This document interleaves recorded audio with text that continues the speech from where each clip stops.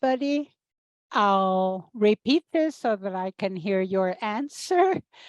Who knows? You were not able to hear me. Good afternoon. Yes, it is a pleasure to have you here. Thank you very much for attending the Weber Day. Welcome, everybody. And for those of you who are listening to us remotely, it is very good to be able to hold this communication, this dialogue, although not in person. And I'm going to explain to you how you can participate as if you were part of our in person audience. Today, we're going to tell you about Klepper being the right company in the right market at the right time. We have extremely interesting content to back up everything that I have just said.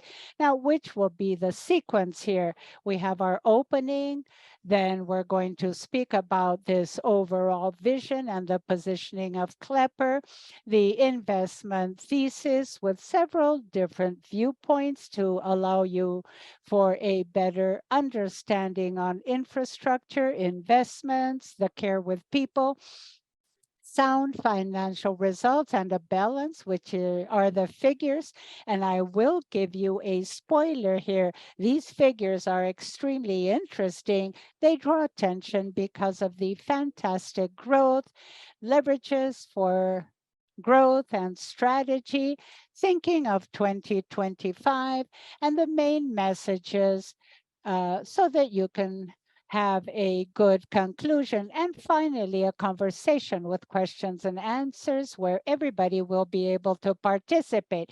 For those who are remote, there is a Q&A icon. You can click on the icon and send your question. If you would like to participate using your microphone, please use the icon raise hand. Everybody has learned this, and we will turn on your microphones. I am Evandro Cini, an anchor at CNN Sao Paulo. I work from 1:30 to 10:30 at night. I had to leave the news report today to be here with you. And I also work in CNN Agro Connection, a program of CNN for agribusiness exclusively. Once again, should you wish to discuss anything about this issue, I am open to this. I mentioned this during lunch with some of the people here. We should make the most of this in person moment to hear from you. If we could have a microphone to converse with the audience, and of course, this will be a difficult question. You know how journalists are. Would you mind? I'm going to give you the microphone. It's so good when somebody accepts the microphone. Welcome. What's your name? Carlos Ferraz from BDO. What's your expectation in terms of what will be presented here, and how important is this to all of you? I would like to know what will happen with investments with the new government? I told you this question would come up. Get ready. Yes. Your name, Marcio from BDO. What is your expectation, Marcio? And why is it important to see the figures, the company culture, its day to day, all of this reflected in numbers? Well, uh, companies are important for us as investors, as consultants. Excellent, very good presentation. Let's go to the back of the room. Look at him, looking somewhat fearful. Rafael,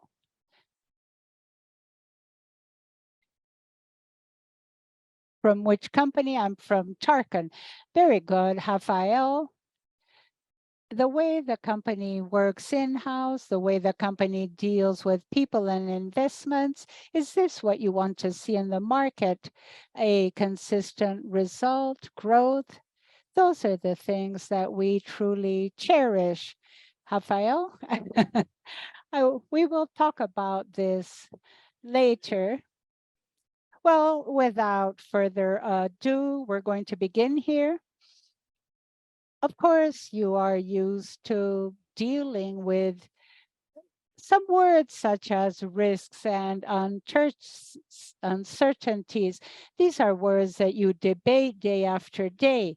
Whatever will be presented here is based on the present day moment and the forecast of Klepper for the future. But of course, there are uncertainties and risks that appear during the years.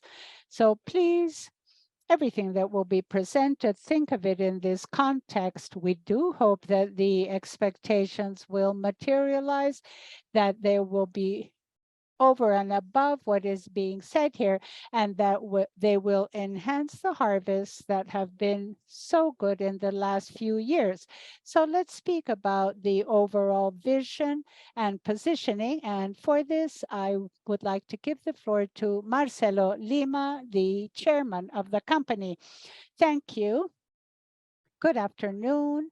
Thank you all for being with us here in person and for those who are online. It is a pleasure to share with you our achievements.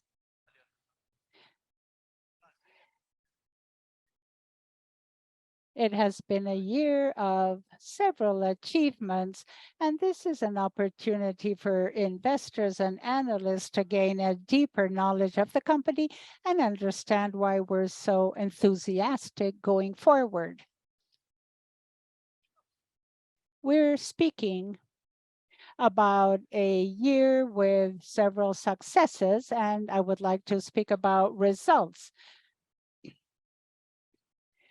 When we speak about the 9 months period of last year and compare it to this year, we had an increase of 62% in net revenues, despite, of course, the important challenges in agribusiness, in the supply chain, in raw material, significant growth in profitability, an increase of 16 percentage points in our EBITDA margin, with a return on capital of more than 100%, with an increase of more than 50 percentage points.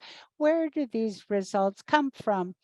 First, a very strong market, a leadership position in the market. We have a 40% market share in Brazil and in Latin America.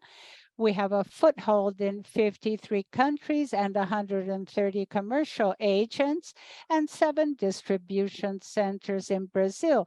So this strength is very difficult to compare with our competitors.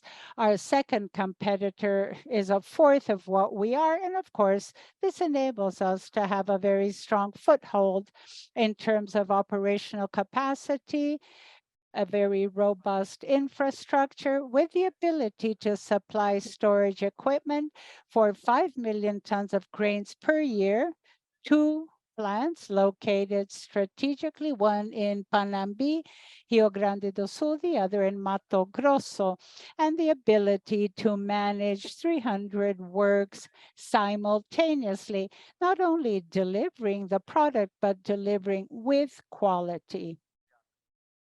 And to do all of this, a team represented by Piero, Bernardo, and others, as well as other leaders. And we have more than 2,000 people working in these different locations with a culture where we have orange blood, which is what we are very proud of at Klepper. And recently we received the seal from Great Place to Work as being one of the best companies, of course. This company has 97 years of history. It's very difficult to imagine how many companies in Brazil have gone through so many cycles and successes. The message here is one of growth. The CAGR of 25%, if we look at the last 3 years, with a greater acceleration. What I would like to highlight is the following. We're taking initiatives to transform the business. First, with the opening of distribution centers, the first in 2016 in Rio Verde, followed by Panambi, Cascaverde, and Alsas and Paragominas recently announced. This allows us to be ever closer to our customers, and this is something that sets us aside. Since 2017, an increase in lean manufacturing. We have Fabiano, and we always invite people to visit our operations to see for themselves the efficiency of our operations. In 2019, the digitization process began with a sync, which is IoT automation in the silo in storage to improve the quality of our service rendering, which is our core. In 2021, a small first acquisition of Seletron, adding value to our customers through the sorter, and more recently, the announcement of KW Max, an ever more efficient dryer, and we have announced the acquisition of Procer of 50% of their shares as another player focused on the automation market for storage with an enormous potential for evolution. When we speak about post-harvest, what are we speaking about? What is more logical is to think about the origination of grains. This is all being harvested at the farms themselves where we have the greater opportunities, and we will speak about this further ahead. A penetration of storage in the farms is very low vis-a-vis other countries. We're speaking about trading and cereal cooperatives with an enormous potential. We can also work in exports. We have a strong presence in ports as well as terminals, and our agribusiness unit with potential of increasing volume. What are we going to focus on this afternoon with you? Each of us will delve deeper into these points. These are the 6 pillars we would like to underscore. First, an enormous and very thriving market. Many of you may have seen on the 15th last week that we got to 8 billion people in the planet, and according to the UN, the forecast is in 2058 to reach 10 billion people. We have to increase food. We will have 60% more food that is necessary. And of course, Brazil plays a very important role in this. It is a granary, one of the main exporters of one of the main commodities, soybeans, orange, protein, and growth will emanate from here. That myth that we had, potential that we will explore, the potential of growth for storage, but growing forward, this will increase ever more. We have technology and increase in productivity greater than in other countries in Brazil, and this has enabled us to set ourselves aside. We have 2 harvests in Brazil, and therefore Brazil has become very relevant. And why is Klepper so well positioned? First, it is a very strong brand, a top of mind brand for many years. This positioning enables us to have a premium positioning, not only because of the brand, but also because of the quality of products and services and premium pricing that you will understand further ahead. But this goes beyond. We have that importance of moving forward in terms of recurring revenues. Firstly, because of the replacement and services, one of our pillars, being very close to our customers. We're speaking about renovations, expansions, the replacement of spare parts, shortening the agro cycles and bringing the company better margins. We also have the digitization process. We have Procer as well as other companies, and we're going to dive deeper into that First of all, we think about the customer, attempt to improve the post-harvest, generate more business for the company. And if we think that there are 17,000 silos in Brazil, if we could offer technology to half of them, the visibility of grains would bring about several opportunities. We spoke about that in Klepper Day last year. Not less important, people, culture, and our commitment with ESG. We have referred to how relevant this culture is. It has been changing during 27 years. Now, ESG in terms of sustainability is our purpose. It's part of our core to bring more productivity and efficiency to the field. And by reducing inefficiencies, we're able to produce more food. We have important work that will be highlighted in the social field where we are present. And in terms of governance, we have made great strides. Since the process where this was set up in the board, and we announced the migration to the new market, which is the maximum governance tool in the market. To make all of this feasible, one of the best and most efficient infrastructures are our plants, positioning us properly to deliver both products and services of great quality. Now, why don't we listen to what the customers have to say, their perception regarding Klepper and our products and services?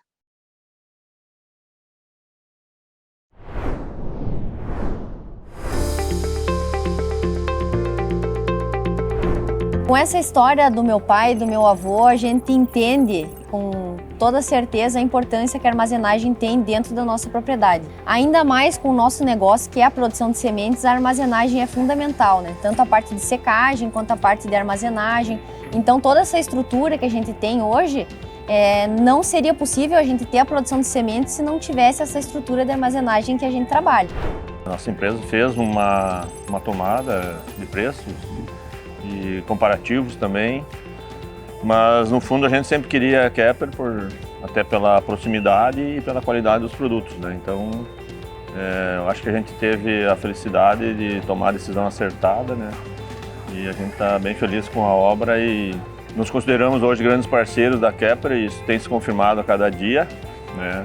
E certamente no futuro teremos mais obras, né, em parceria com a Kepler. Desde 1985 a gente investe em armazenagem. Então a empresa foi sempre crescendo e nós víamos a necessidade de ter uma obra grande que contemplasse tudo aquilo que nós precisávamos, né? E a gente fez essa obra há 5 anos lá, que é uma obra de referência na região e que contempla tudo que nós precisávamos e felizmente tudo está funcionando maravilhosamente bem, nos atendendo bem e já com necessidade de ampliação. Desde o começo a gente sempre teve uma certeza de que com quem a gente faria era a Kepler. Justamente pela essa história que a gente tem com a empresa e a segurança que a gente tem de hoje ver equipamentos que estão lá trabalhando há tantos anos e por mais que venha à frente, da gente fazer um investimento que a gente tenha a certeza de que a gente pode confiar nele para mais não sei quantos anos para frente e pode estar aí trabalhando tranquilamente. A nossa decisão foi esse acolhimento, foi a qualidade do produto, sem dúvidas, né? Como a gente escutou hoje, o payback dele é muito curto, né? Agora a gente tá querendo aumentar ainda mais, né, a nossa capacidade nas outras propriedades também. E a Kepler, com certeza, foi a nossa melhor escolha. E o pessoal sabe disso, fazem com a Kepler, vocês vão pegar a melhor empresa de qualidade, de confiança. Vocês não vão errar, ainda mais que vocês não têm tanta experiência, então vão na Kepler. E até a gente brinca, né? Não, pode pagar até 10% a mais do preço da Kepler, que vai valer a pena. Vocês vão ganhar em qualidade, vocês vão pegar uma empresa muito séria que vai fazer o que eles te vender, eles vão entregar. Pessoal que vai fazer manutenção silos, elevadores e tal. Cada vez que eles chegam na propriedade, eles olham e dizem, não, esse aqui é o melhor. Como a gente tem um déficit de armazenagem ainda muito grande e a gente ainda tem muito espaço, né? E é um investimento lá que tu faz, ele tem uma depreciação longa, então esses tipos de investimento, como cada vez a gente enxerga na nossa propriedade, né? Sim. Muito importante. É uma relação de confiança, né? A nossa relação com a Kepler Weber. Nós temos muita história com a Kepler e a gente sabe da qualidade dos equipamentos que a empresa fornece e é por isso que segue sendo a nossa escolha e vai seguir por muitos anos.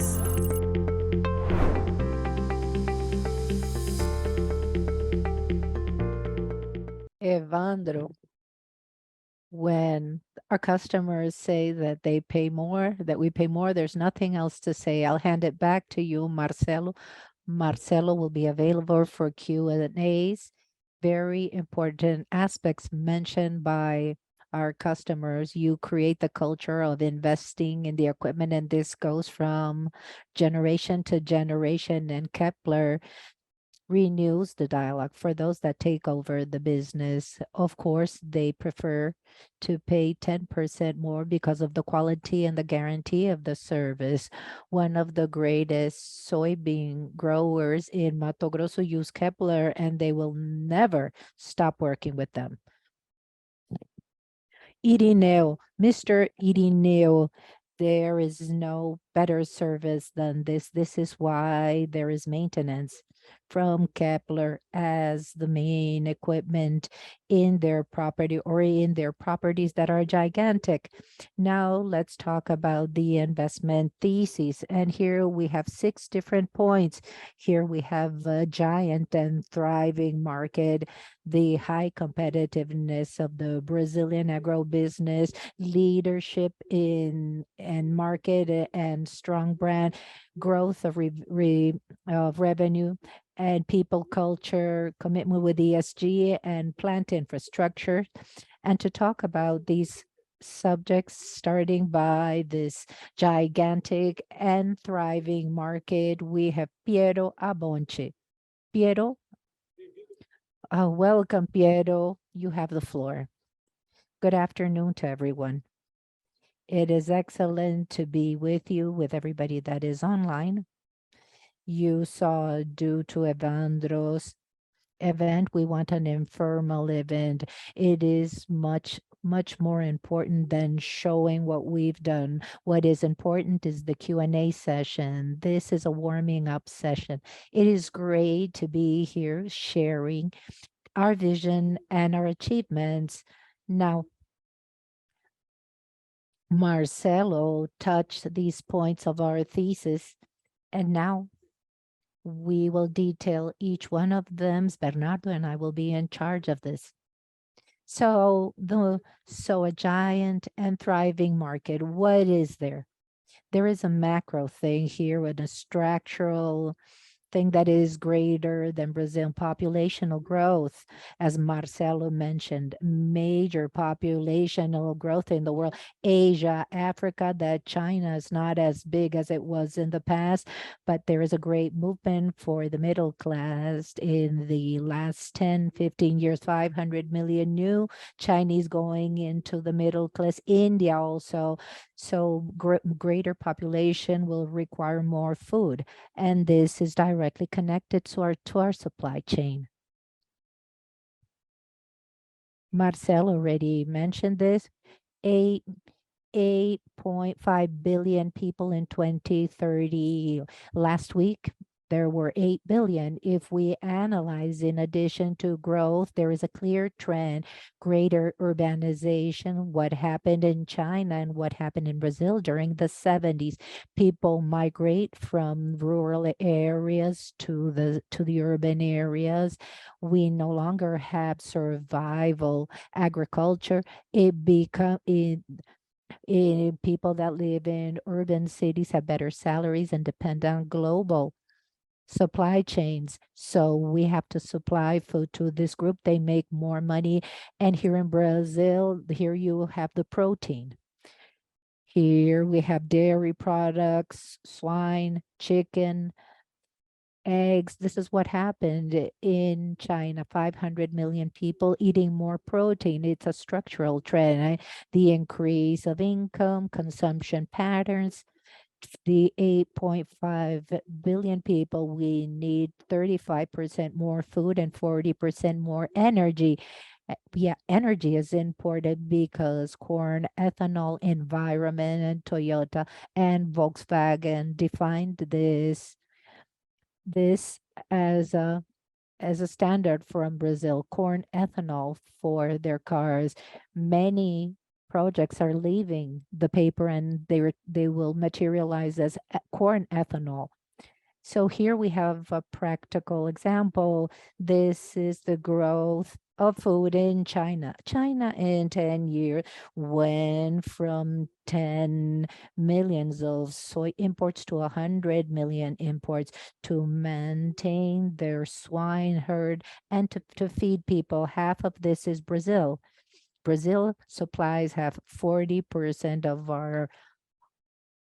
our agribusiness production is exported. So this is a clear example because in the last 30 years, Brazil has grown in average 5% a year, give or take, but it has continuously grown. You can see the 30, the 20 in the past 10 years. It continues growing. What is important is not today, is not 400 million, but it's 320 for the harvest of 22-23.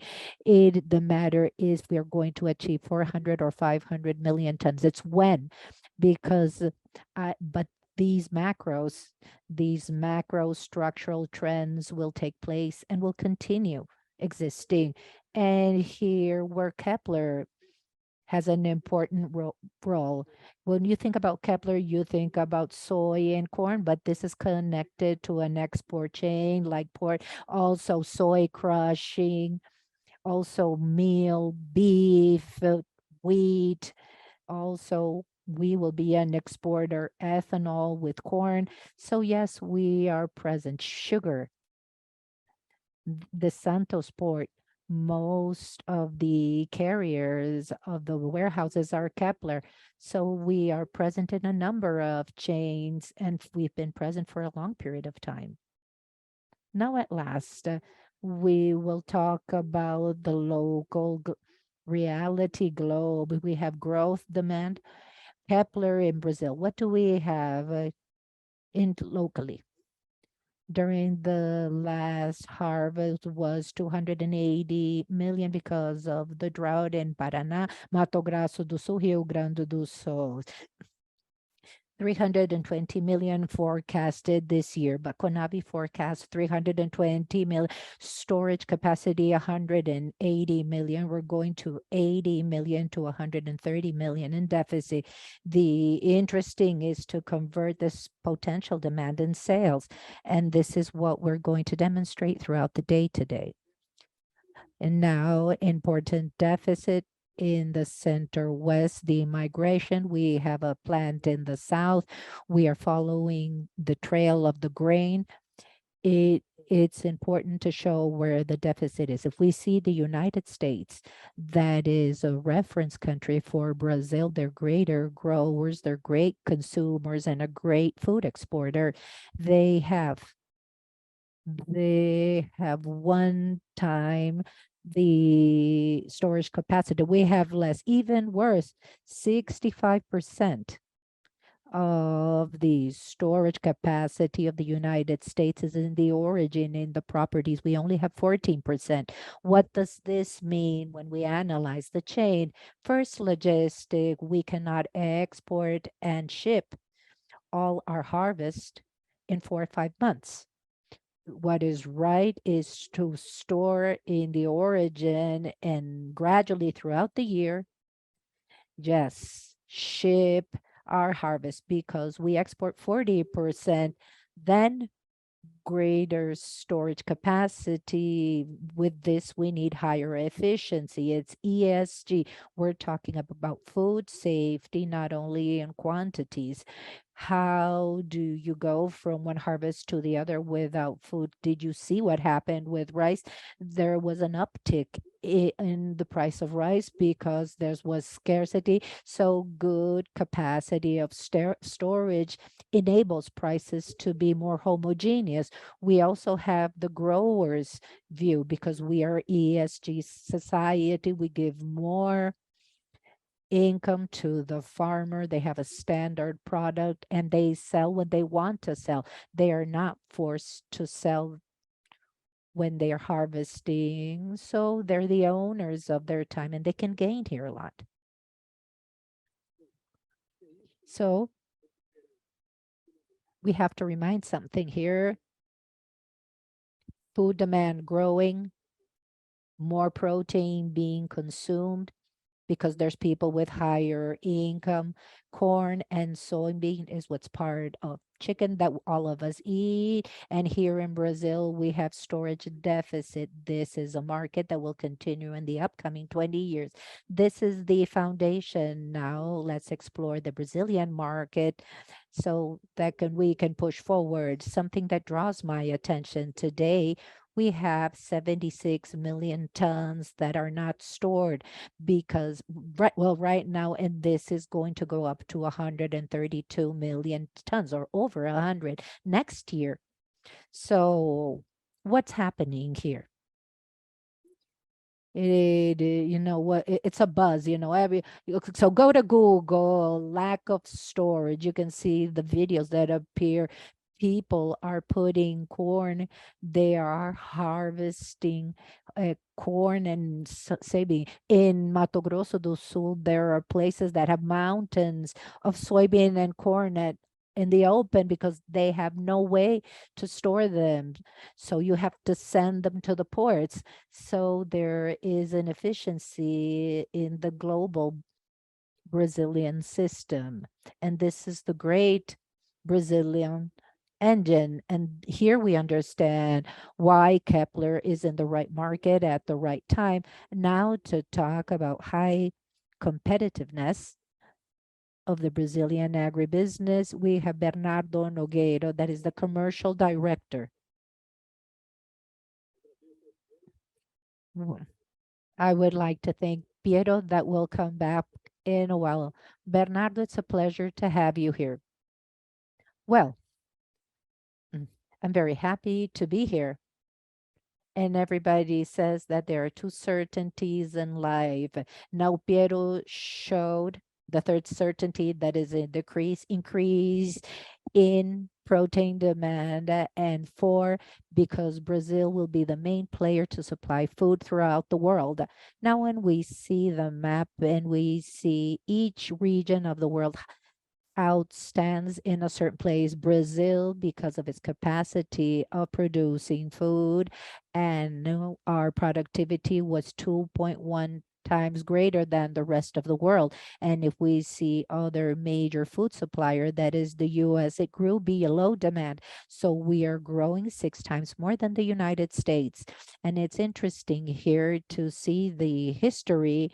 I studied agronomy at the end of the 90s, and we always thought we're going to reach 100 million tons. It seemed like we were never going to achieve this. It was like 80.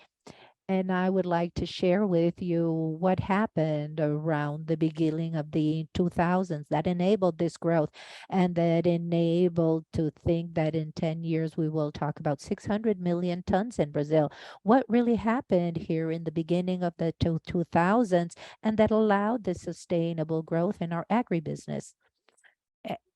Everybody says that God is Brazilian. Now we are certain that God is Brazilian.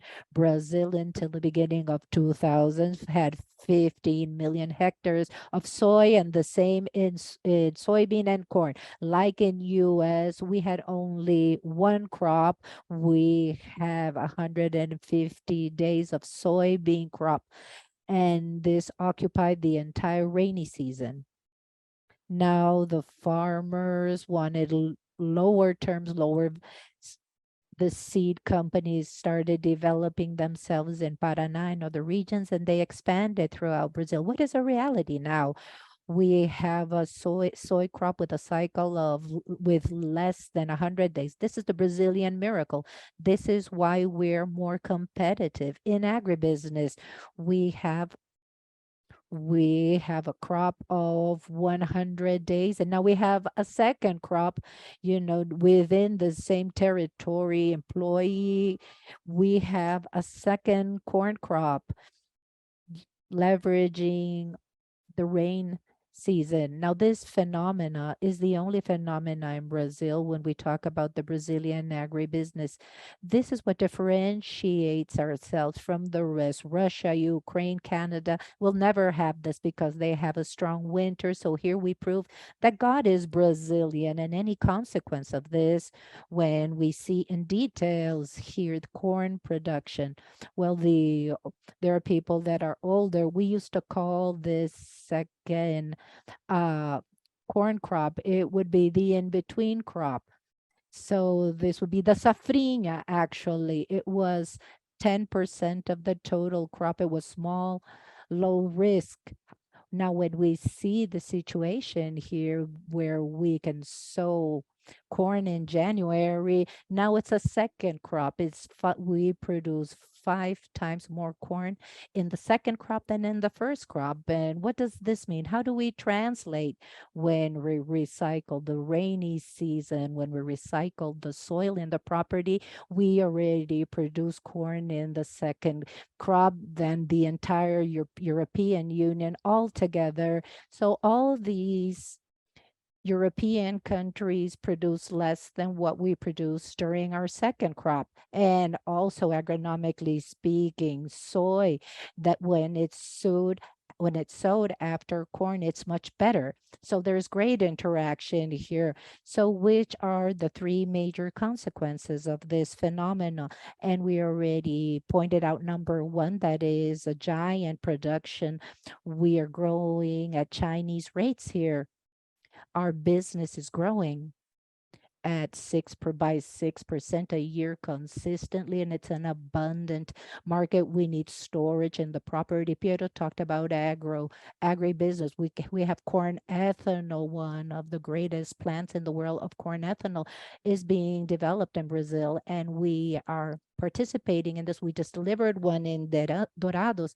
We have an abundant market. We also have ports, and all the supply chain is connected to this. And the second point here would be the farmer competitiveness, the employee properties. They can work with 2 crops. This brings great resilience. Today, the Brazilian farmer has an income 2 or 3 times greater than farmers in the United States. And the next point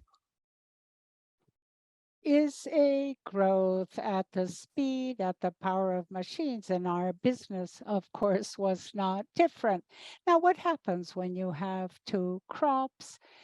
You need to be very hasty. When you have a single crop, you can work very calmly. You wait for rain. There's no haste whatsoever. When you have 2 crops to deliver per year, you have to cultivate very quickly and remove the soybean very quickly from your plantation. Now, when you do this very quickly, the entire chain has to be prepared. The cooperative has to be prepared to receive this. You cannot afford to have bottlenecks. And this, of course, resounds in added value, in equipment with added value. And secondly, we have 17 or 18,000 storage units disseminated through Brazil with a potential of 10,000, and obviously they need to be updated. Now, we're not thinking of having a tractor and doing away with the older tractor. You have to maintain what you have and constantly update the equipment you have. And this is an enormous opportunity to speak about replacement and services and much more. Now, the second miracle that took place in Brazil was this one, the evolution of Brazilian logistics. And I couldn't have dreamt about this when I was at the university. Nowadays, Brazil, with the creation of the Northern Arc for the flow of soybean, this has enabled Brazil to have enormously high competitiveness. And if we look at the railroad tracks here, that will show you what happens in the next slide. Every time we have these railroads, we're able to have transshipment work. Those railroads lead to new work. We don't only work with barges anymore. We will be receiving soybean and corn in trucks. It will be stored and will be transported in barges and much more. So this is an enormous supply chain. And here you can see a summary of our projects in the last 10 years. It includes all the ports, the transshipment operations. And this is, but at the beginning, it's going to continue on because of the concessions that took place with the present day government and because of the auctions. This has led to a production increase, a increase in logistic capacity. Now, this slide, in my opinion, summarizes everything and it concludes my presentation. When I was at the university at the end of the years 2000, we would say that Brazilian ag was highly competitive, but in-house and would lose its competitiveness outside. Imagine what it meant to take soybean from Mato Grosso to Shanghai. Now, the evolution that Northern Arc and the railroads enable us to take soybean from the north of Brazil, Pará, for $47 compared to 110, for example, from Minneapolis to Shanghai. Now, I like the agribusiness thesis, or I'm going to invest in Brazil. I want to invest in Brazil. Which country is more competitive? Obviously, that's the country that will be surviving. And in businesses, we always connect everything to the brand when we're offering a business. We want the brand to remain in the mind of people. What is happening with the Klepper brand amidst such other large brands that we have knowledge of and are familiar with? Well, Evandro really has a strong punch in his questions. When we speak about brands, it's not because our blood that flows is orange. This, of course, is what we think, but the Klepper brand has the privilege of being among the largest brands in the segment. And of course, this has enormous value. We have 100,000 people in engineering, 100 people working in management. Now the engineers work with the best products and much more. And all of this comes from the quality during 97 years. Now this privilege, this achievement of Klepper of being among the largest brands brings about incredible business opportunities. And it is fundamental to have this positioning. And you'll say, well, you're biased. Of course, you're working at Klepper. Let me offer you some data in this conversation. I'm going to share with you some data that back up the perception that this is a truly admirable company. It has been top of mind for 25 consecutive years. If you ask which is the best known company in terms of storage, it's Klepper. It's basically the only company. Secondly, it has a foothold in 75, 80% of the businesses in our segment. I tried to think which other company has that privilege. Nike doesn't have it, Volkswagen, Paraná, Rafael, Renata. During the coffee break, perhaps you can give me the names of some companies. I even thought of Google, but Google lives from advertising.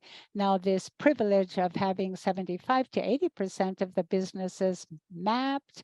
We have a CRM with 4.7 million reais in businesses.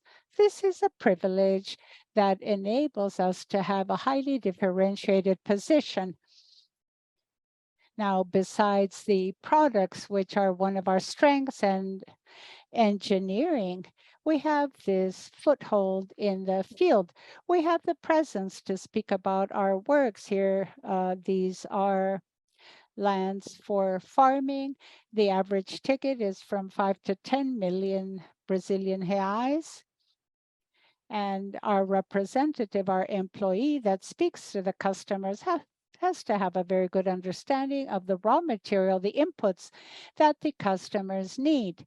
And we have Diego's team who will implement the project and guarantee full assistance. This is what sets us aside. Now we go back here, a premium price of 10 to 25%, another privilege that we enjoy.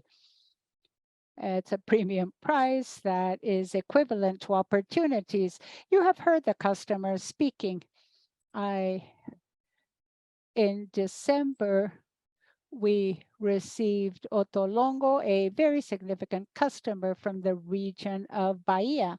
And well, our budget was 10% higher than another service provider. This is something that we discuss every day, but in truth, it does exist. What draws attention is recurrence. 70% of our customers are Klepper customers. This is an iPhone rate compared to Samsung, for example. If you offer them Klepper Weber, they're going to want to work with the company once again. The next point here refers to exports, a very clear leadership in Latin America and the food supply chain of Latin America, with a highlight for Paraguay and Bolivia, but we're also throughout Latin America as well as other regions of the world. Pakistan, this year we had an important job in Indonesia. And to move towards the conclusion about the strength of Klepper, we have the 7 distribution centers and a market share of 40%. Of course, it could be higher, but it is threefold higher than the second or third runner, showing you how important our presence is. I'm an agronomist. I work for this business. My father is a rural producer. He has a Klepper silo. I did know about Klepper before joining the company, but I didn't know half of this story, and Klepper truly surprised me. We still have a great deal to do, and we can see this from these very obvious rates. We're going to speak about recurrent revenues of always being present with the customer, following up the customer on their journey. There are passports. We can only be in that place of recurrent revenues because we have these attributes of quality and much more. We're going to speak about the Klepper case. When we speak about cases, we often refer to the Disney case.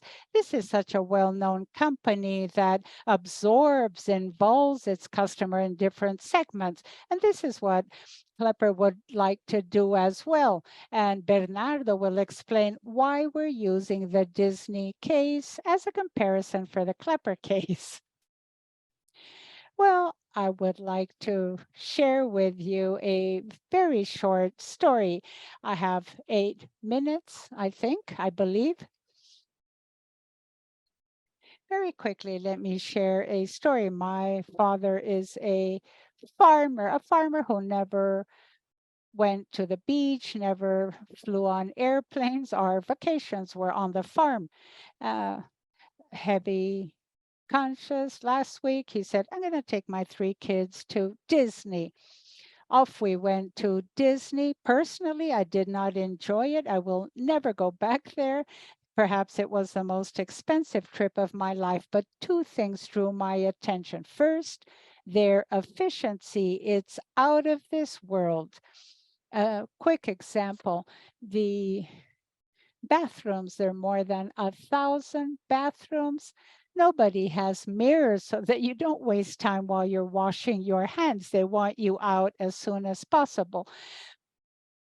The second thing that drew my attention at Disney is their ability to generate business based on their core business. Well, the core business is the park. Now, the way they capitalize on this business is amazing. I stayed at the Disney Hotel. I had to pay to go into the park. Went in front of the castle. The wife wants a picture with the family. Each photo costs $15. You visit the princess, you buy the crown. They are able to sell thousands of things. And that's what we thought of for Klepper. Klepper has 10,000 amusement parks in Brazil that have already been installed. How can we capitalize on that and have recurrent revenues? So I would like to share with you some examples. And of course, we will talk about this in Q&A. The first thing refers to recurrent revenues, replacements and services. And we have two very important parts in RS, as we call it. The first part you see here, this is a true picture. It's not Photoshop. It is a storage silo that is being updated, renovated, including the emergency options that are necessary. Remember, we mentioned that farmers tended to throw out their silos.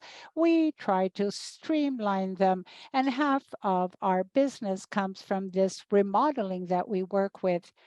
A second part of RS are spare parts, and the third part refers to training. We travel broadly, we speak with the customers, and all the customers tend to complain about labor, about the lack of training in labor. And we have an enormous opportunity of connecting to these customers through better training. And this is something we will explore. Part of the evolution that has already been mentioned by Marcelo and Piero. We have been evolving with our distribution centers between 2018 and 2022. These trucks, as you can see, and here we see the expansion of our strategy to the right.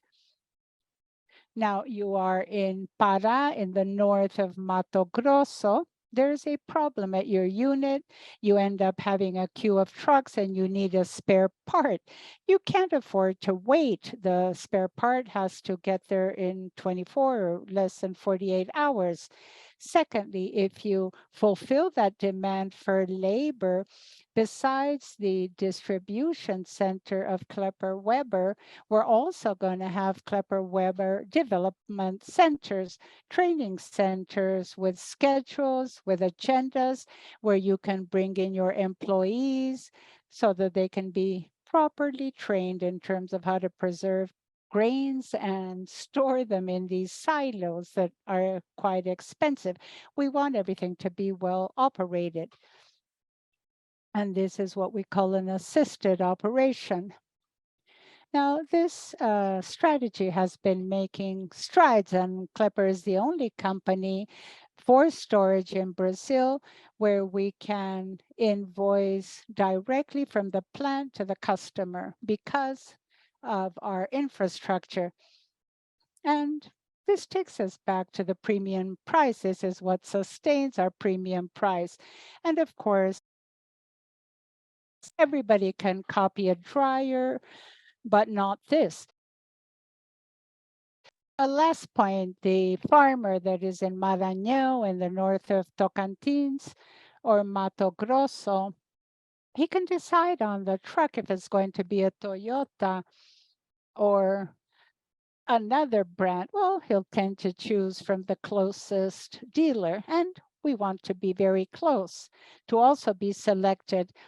We were speaking about spare parts. Since I woke up this morning, we have invoiced 9,920 units that have been invoiced.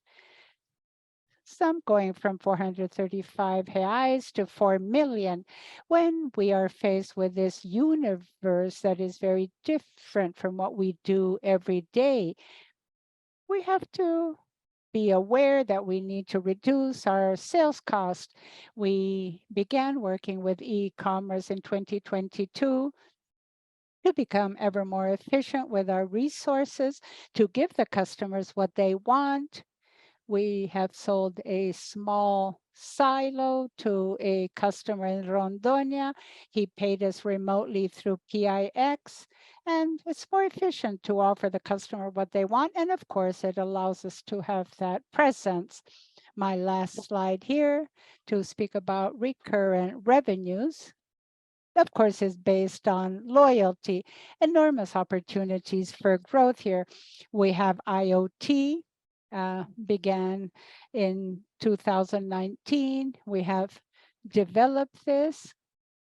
We now have 10% of the Brazilian units that are connected. This is IoT in your bloodstream, and this is the principle underlying it. This is a real-time view. It allows the customer to manage the distance of the equipment, the utilization, labor.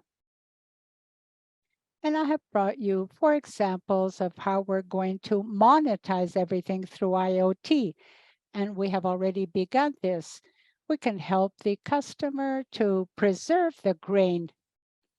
Now, if you look at your financial reserves and if you take care of them at home and you have problems with humidity, you could completely lose your money.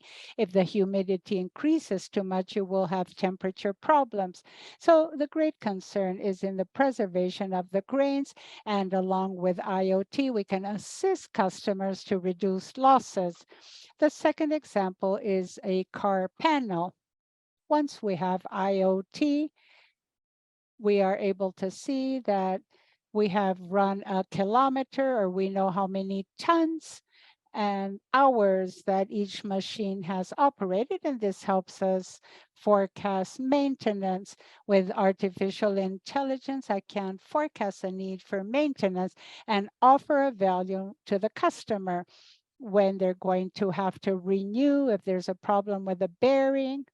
And for us, this grants us the intelligence of knowing where to send our spare parts team.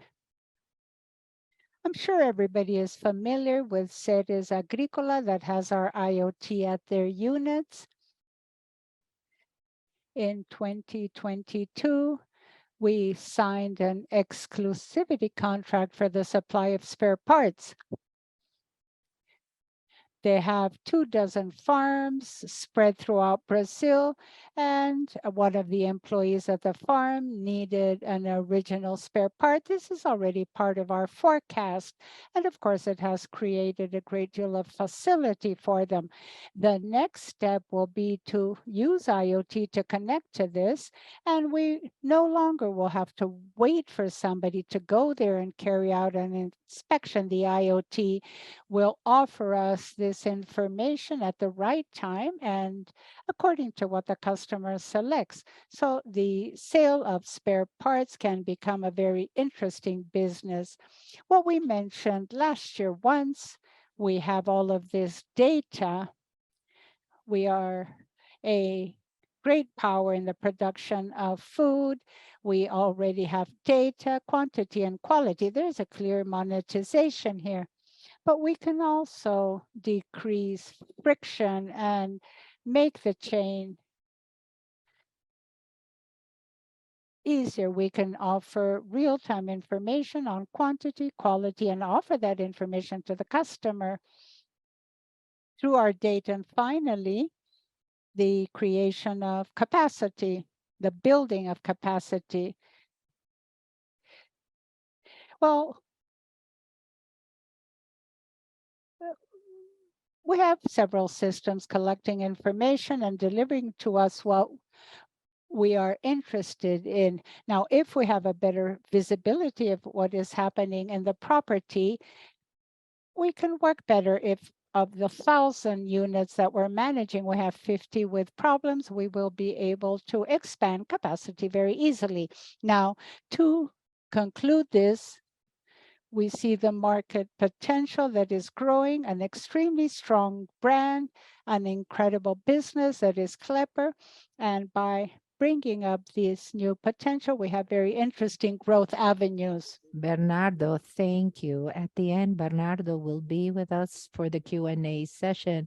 And for you that are online, click on the Q&A button to send your questions. If you have a question, you can raise your hand if you want to speak to our presenters directly. The next subject that we will approach here, we've seen good harvests throughout the year, and nothing would be possible without people, without the commitment of these people, without good culture, and without good management. Speaking of people, now to break the protocol, I want to talk to someone from Kepler. Who are you? Thiago Quake. I'm head of new business, and how everything has been presented is seen in your work. It's interesting to see all the projects and all the interactions with the Kepler areas are reflected in the numbers and in the company's results. So we wish you the best in the upcoming years. Now to talk about people, culture, and ESG commitment, I will give the floor to Piero. You have the floor. So we spoke about macro trends. We talked about Kepler. Bernardo gave us details regarding where we've seen growth and what we're going to do. Now we're going to explore the fifth subject, that is people. People are the core of everything. For a machine, it's easy to buy a car, cut and fold. Now people to operate is difficult. Bernardo said that our customers complain because of the lack of labor. So we have to take care of our people and have a team that presents excellent performance. I'm going to show you what we have done, and not only at our plants, but throughout our structure. So let's go.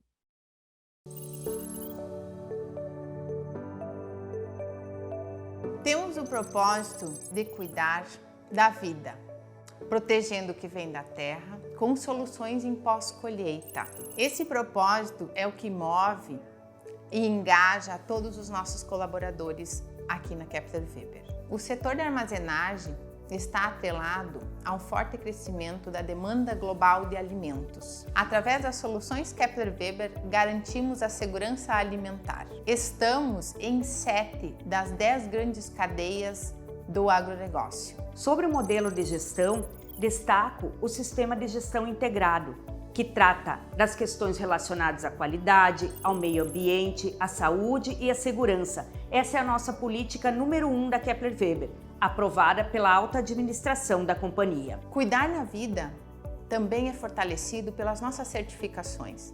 Somos certificados pela ISO 45000, que foca o cuidado com as pessoas e o cuidado com a segurança de todos. Também somos certificados pela ISO 14001 e 9001, o que nos garante robustez e sustentabilidade na companhia. Sobre a governança corporativa da Kepler Weber, destaco que ela é uma empresa listada na B3 há mais de 40 anos, sendo atualmente uma corporação.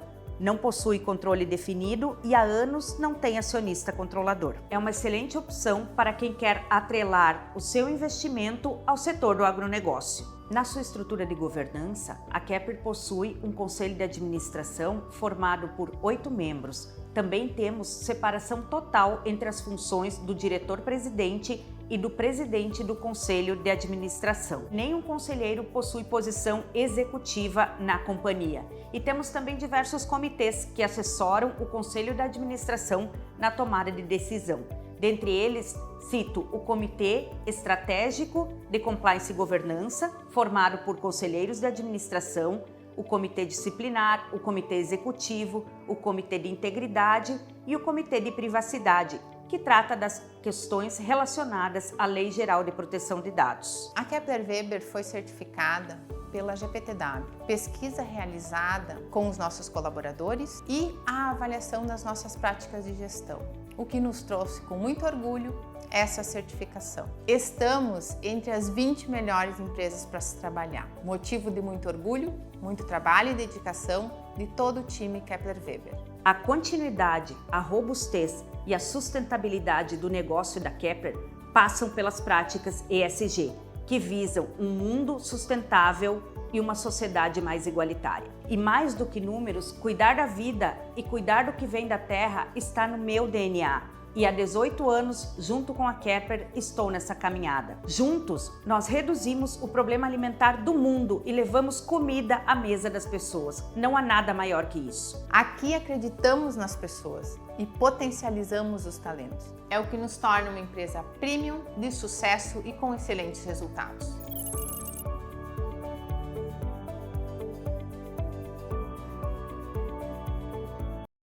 Well, I guess you were able to hear from our people that take care of people and governance. We will talk about management, governance, and people. Miziara, Karini are here. And during the coffee break, you will be able to talk to them. Miziara is responsible for people and management.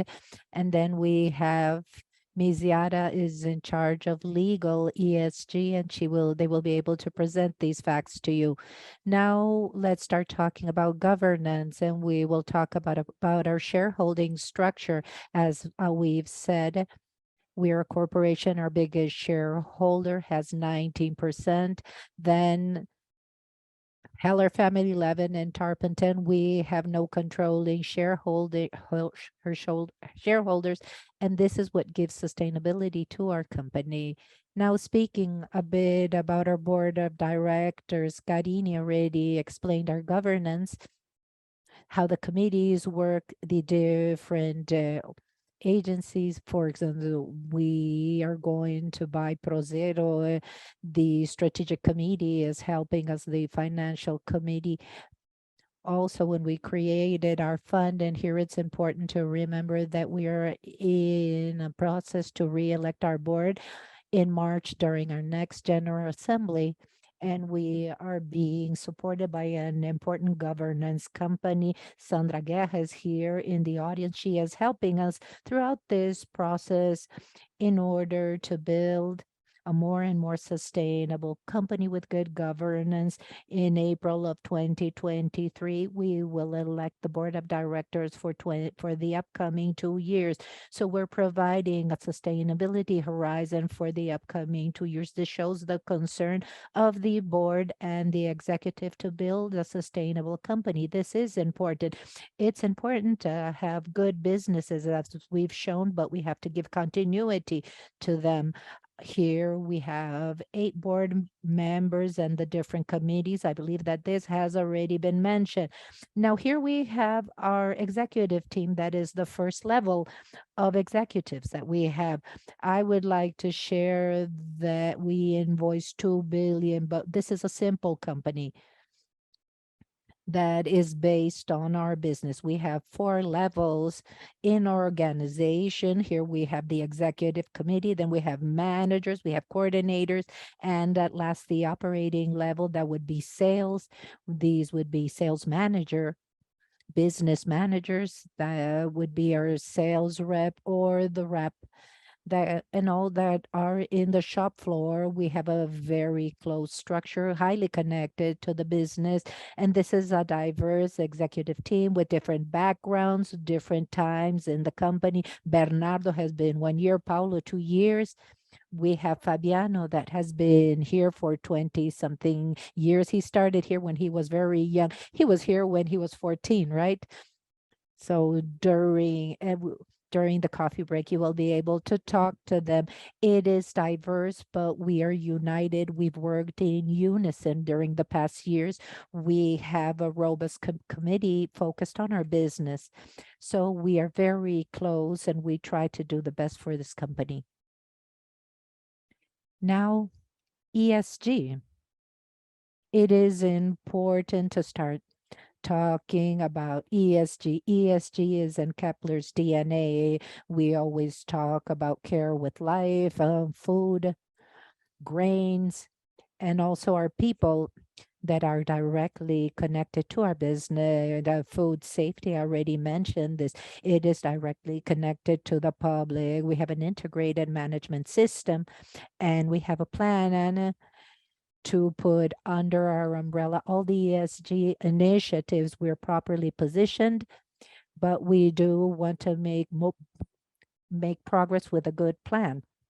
As Marcelo mentioned, we are going to the Novo Mercado. The board has authorized us to do what has to be done in the Novo Mercado. We carried out a gap analysis.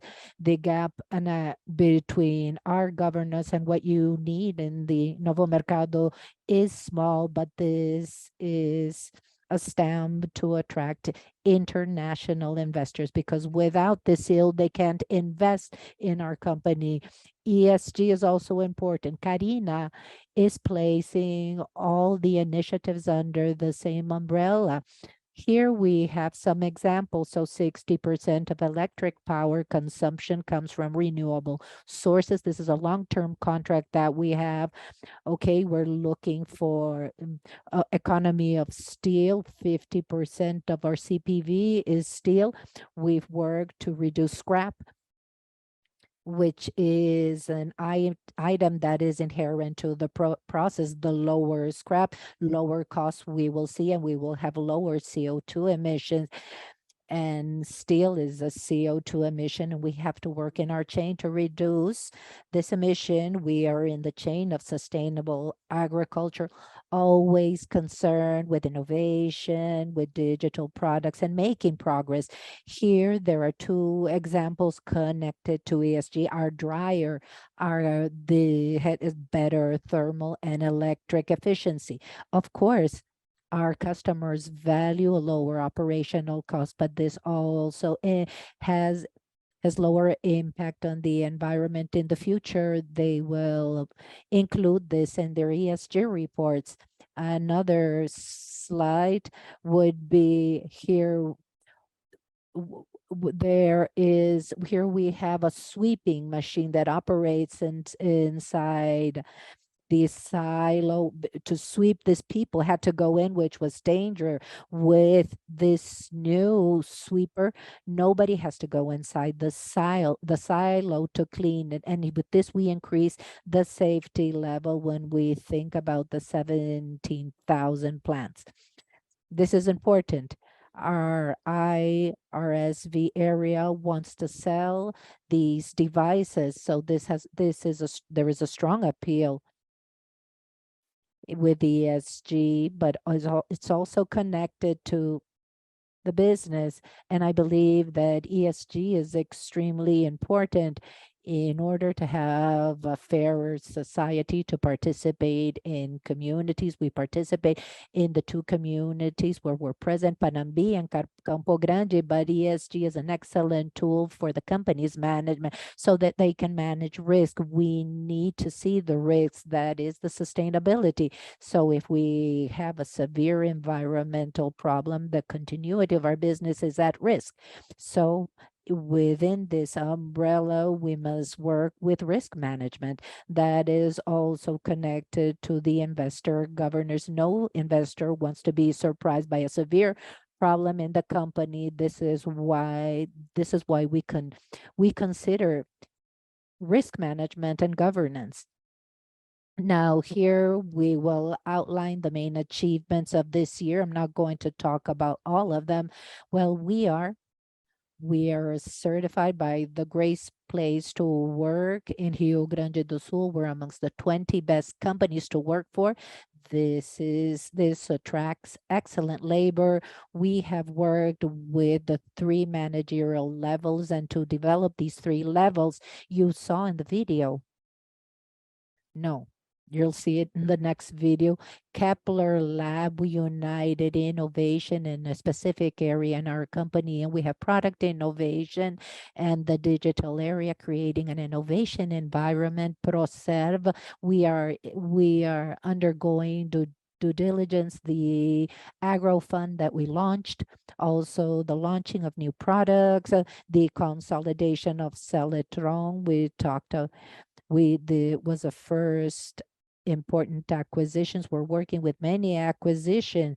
Also, the painting line is important. We are investing 31 million BRL. This line will be commissioned in 2023 in the middle of the year. This at the end of the first semester, and we will have a number of benefits. Number one would be greater safety. Therefore, it is a less perilous environment, bearing in mind our worker. Number two, it is environmentally better because there is no waste. There is a better environmental condition. Now here, the products are a better added value. We already had this type of paint in Campo Grande, and now we're investing in Panambi and also lean manufacture. Because it is less perilous, we're going to put it inside the plant. Currently, painting is segregated from the plant, and with this, we will improve our gains and we will gain productions. I believe that with these investments, we can deal with the different ESG stages and also business models. Now, the new Mercado migration, these are many achievements related to ESG. Now, when you talk about these matters that developed Kepler and how it inserts in the agribusiness, we think about this structure. What is this structure like? What is this plant like? How can it have over 2,000 employees? Can you show everybody how this works? You could show this to our participants and you could show this to people that are online. Yes, I want to show people our plant. Oh, there are so many things in this plant. They have everything. They even have beer. Yes.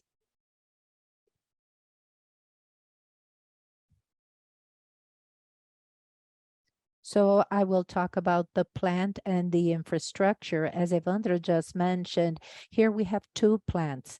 One in the northwest of Rio Grande do Sul, Panambi, close to Passo Fundo, and another one in Campo Grande. And we have 7 centers of distributions in the distribution areas or production areas. And here we have over the grain production area.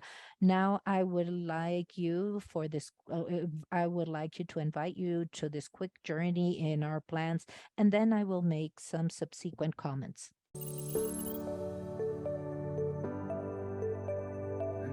Quando a gente fala em soluções, não é só produto, né? Um reconhecimento muito forte em produto ao longo dos anos, boas fábricas, muita tecnologia nos produtos, mas a solução, no nosso entendimento completa, que agrega valor para o cliente, é o produto instalado na casa do cliente, né? Então, por isso, para nós, o pilar de serviço ele é muito estratégico. Fizemos questão de montar as nossas obras, temos toda uma estratégia de parceiros de negócio para a montagem dos equipamentos. Hoje a gente consegue gerenciar mais de 300 obras simultâneas, né, o que mostra a robustez, né, da nossa estrutura para entregar esse serviço, né? Entregamos mais de 1.000 silos a cada ano, com soluções digitais e de automação nos equipamentos, e a nossa ocupação fabril hoje gira na casa de 90%, com um dado muito interessante, com um crescimento da nossa produtividade na ordem de 57% nos últimos 5 anos, o que demonstra a nossa busca pela redução de custos, aumento de produtividade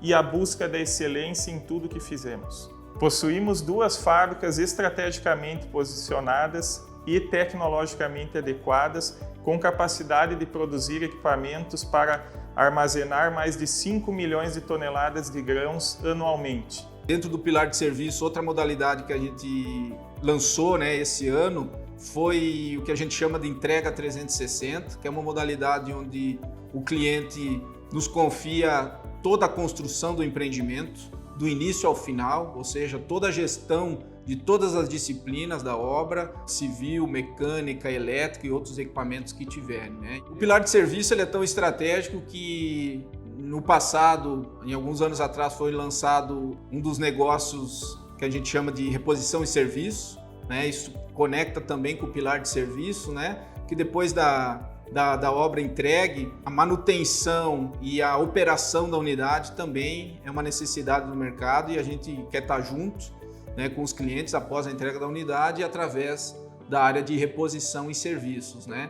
É uma conversa com a nossa estratégia de receita recorrente, estar junto com o cliente desde a obra e depois junto na operação do dia a dia também participando. A Kepler está presente na vida do cliente desde a etapa de negociação do seu pedido, desenvolvimento do produto, que pode ser produto padrão ou customizado conforme a necessidade do cliente, todos eles desenvolvidos com o que há de mais inovador e tecnológico em seus processos. Muito já foi feito, mas é apenas o início dessa jornada, por isso criamos aqui em Panambi o Kepler Lab, que é o nosso hub de inovação, para fomentar a inovação em toda a empresa, desenvolver os projetos digitais, estruturar parcerias estratégicas e desenvolver novos produtos e tecnologias e novos serviços. Dentro dele também tem o campo teste, né, o que vai garantir a nossa sustentabilidade nos próximos anos. A Conab estima que existem mais de 17 mil unidades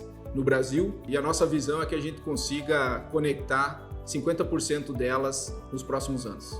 E é por conta dessa equipe altamente engajada, que tem segurança como um valor para a sua vida, que nos faz ter a certeza da continuidade, robustez e sustentabilidade do nosso negócio.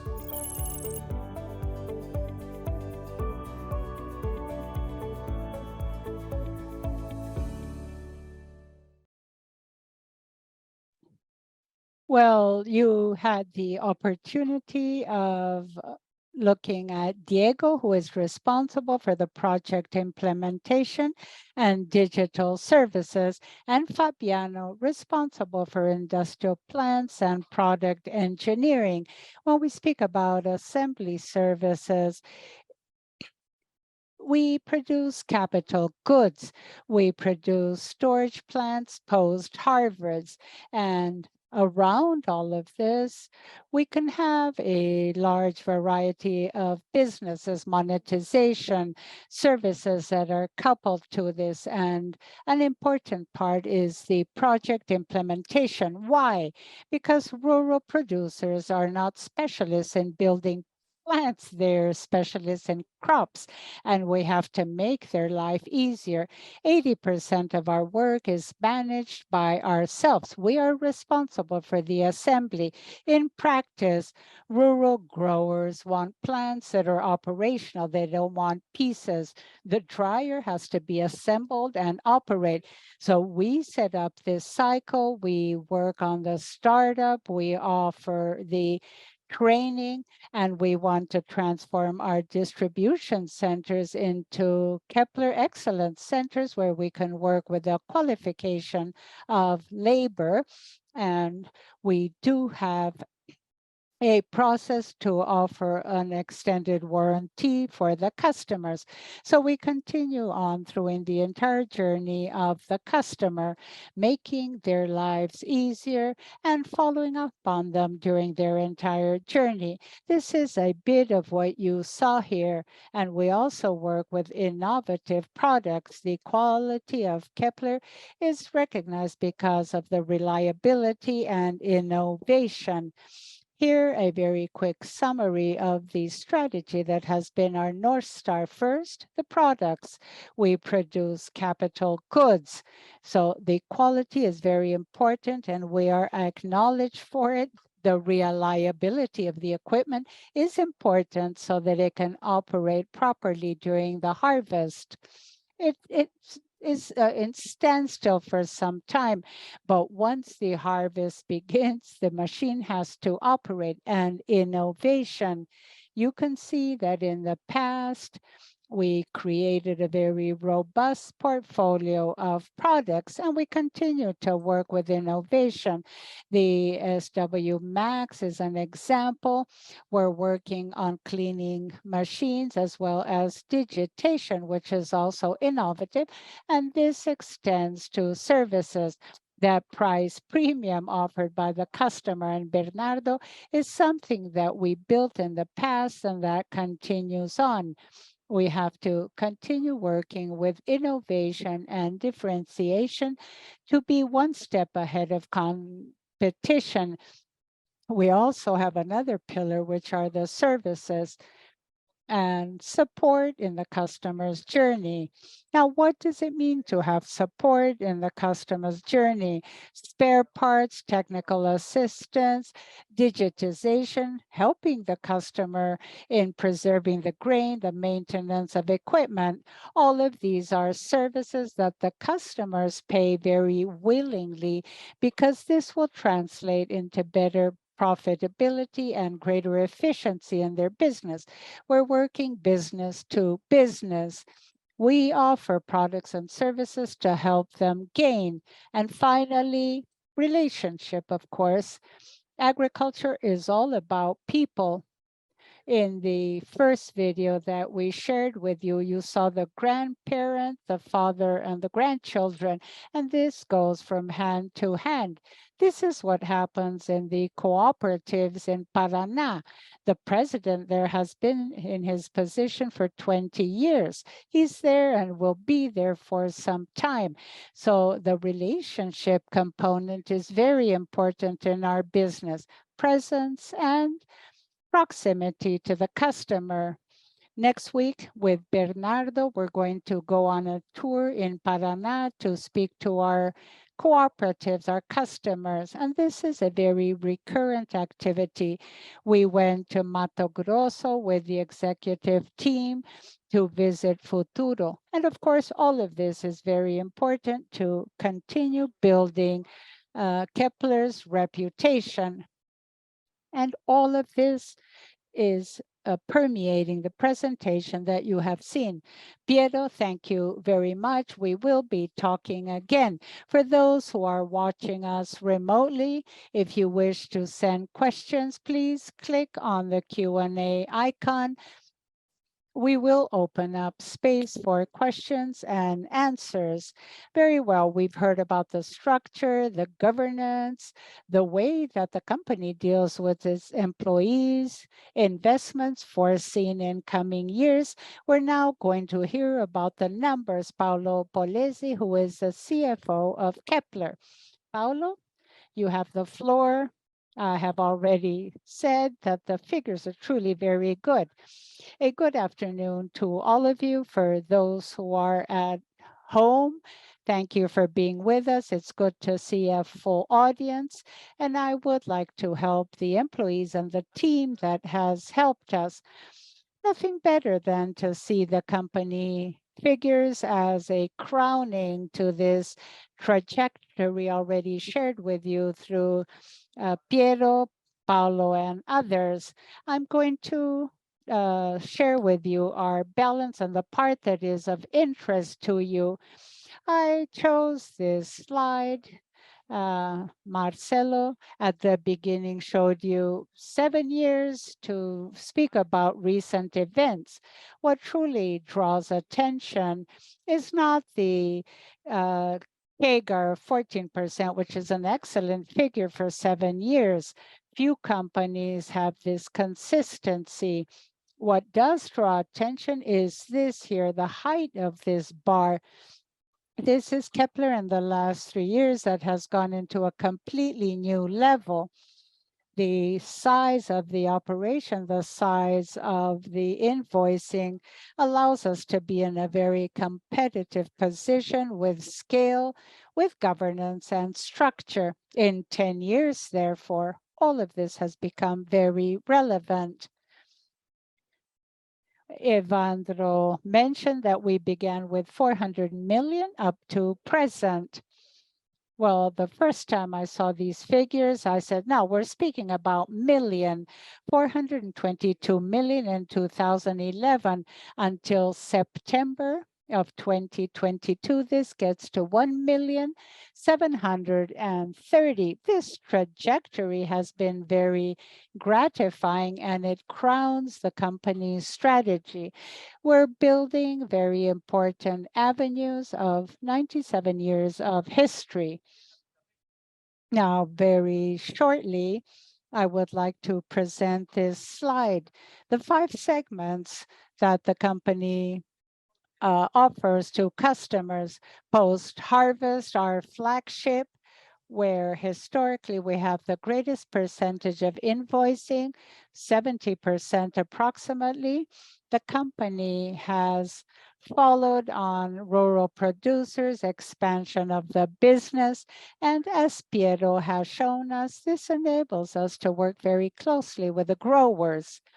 Now, we see our international business, and what is wonderful at Kepler has been an exporter since the 1990s. We export to more than 150 countries, and these businesses are complementary. Whether we like it or not, we are exposed to the volatility through time. And in some years where Brazil has volatility, we resort to exports and one will offset the other. We do want to expand our business internationally ever more. Ports and terminals were explained by Bernardo. Some years with higher values, other years with lower invoicing. This is very characteristic of this segment that depends on bids, on investments.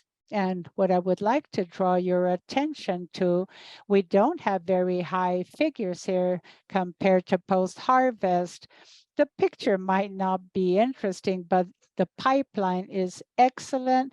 We have several opportunities. We have referred to some projects that are being implemented, and we have a very interesting order portfolio for the coming years, as we explain in our calls.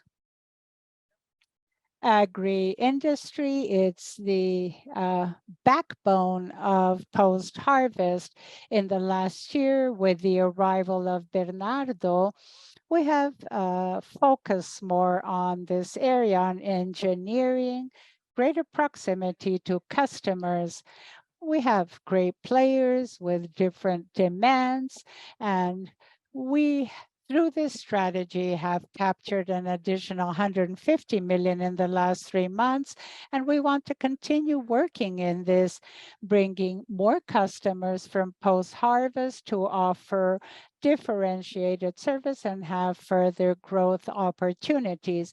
And replacement and services mentioned by Piero and Bernardo. This is the apple of our eye, a series of businesses that practically grows on its own.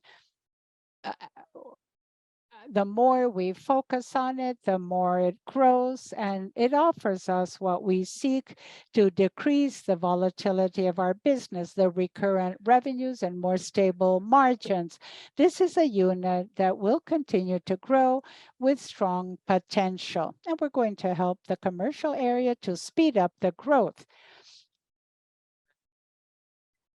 In terms of our statement, we see gross margin, and what draws attention in this graph, if we exclude the 3 years where Brazil had negative GDPs, you can see that the company is operating at a very healthy level of profitability. In the last 2 years, because of the positioning and demand, we do have the potential to capture highly interesting profitability. Our focus, of course, is on profitability, on servicing the customers properly, and once again, we underscore profitability, another positive point for our investment thesis. Here we have EBITDA, cash generation. This was a somewhat more difficult period for the sector. The EBITDA margin on average has 2 digits. And in the last few years, thanks to everything we have, lean manufacturing, access to customers, the pricing power, we have been able to have good profitability. We're a premium customer, and we're also premium when it comes to capturing good margins. We are a capital goods company. we have to capture this potential. We began last year bringing in return on invested capital. And in the last 2 years, two interesting points. A ROIC that is quite strong. The company was able to grow, making few investments, and this is a wonder of our business. We celebrated these figures broadly. We would like it to remain above 100, but in the last 3 years, the average has been very healthy for our company, and few companies deliver a return on investment like we do. Now, this entire trajectory does end up in a very sound and robust cash position. We see an increase in cash generation despite the investments, despite the payout of dividends and our CapEx and working capital program. We have 300 million in gross cash. If we keep in mind the debt, we have low leverage. We can pay our entire debt and we will have a surplus of 52 million.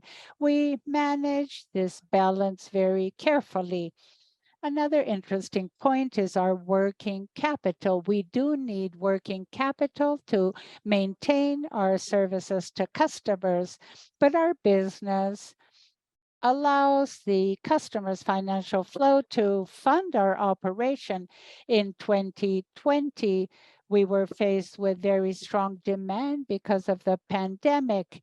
We ended up having a negative working capital. We had a surplus in terms of working capital. We have returned to normalcy, and this justifies the growth in invoicing. Another interesting metric is the invoicing that is funded, and the projects are paid by cash. And of course, this aids and abets our working capital cycle. To continue on, we show you the historical series of our CapEx to capture the important growth. We invested once again, especially in the increase of plant capacity. We are also investing in ESG in the painting line. In the year 2014, we also carried out heavy investments in expansion. This, along with the income of the incoming SAP, and our investments, of course, made now will help the growth of the company. Finally, something that is followed up on by investors, the net debt EBITDA ratio. We have worked very positively and we now have a negative leverage.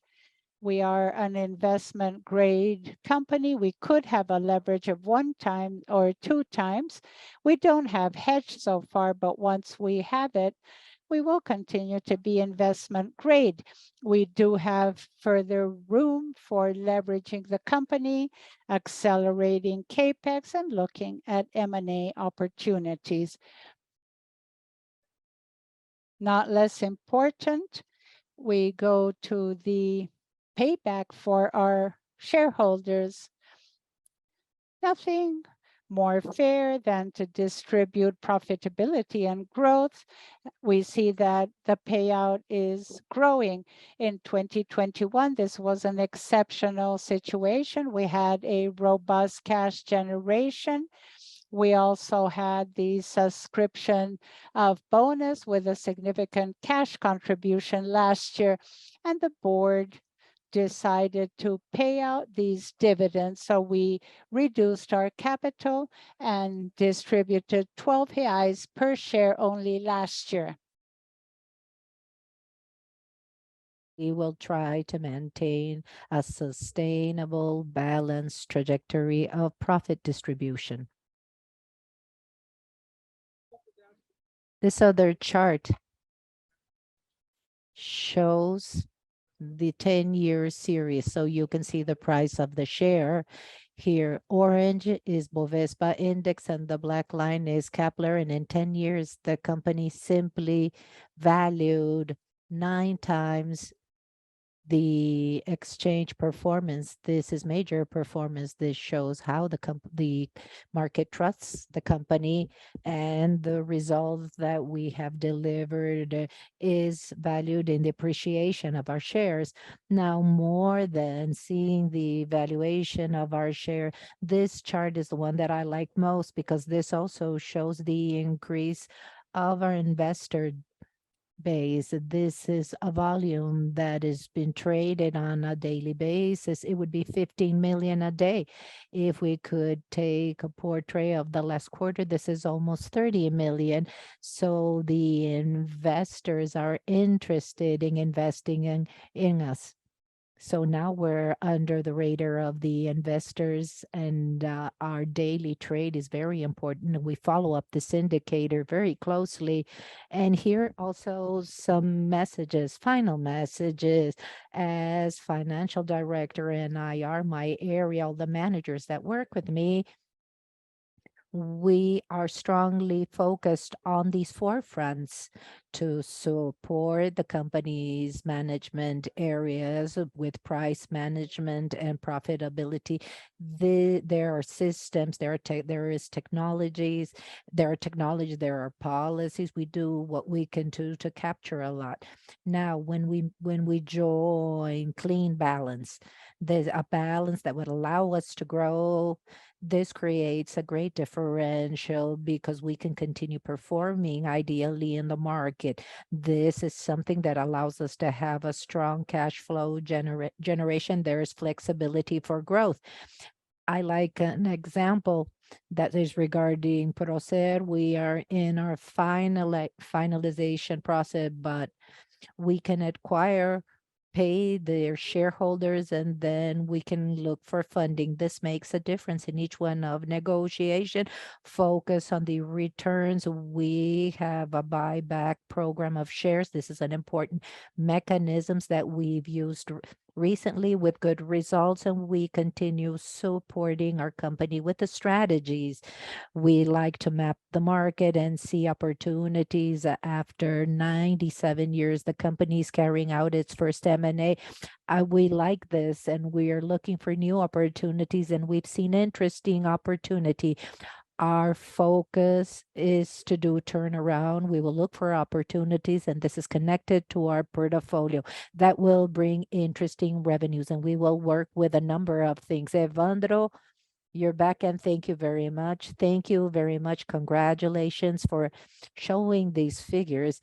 And so now let's talk about levers, growth, and strategies up till 2025, and see how Kepler sees the upcoming years based on what they've achieved until the date. You can come back, and then we will initiate our Q&A session so everybody can participate.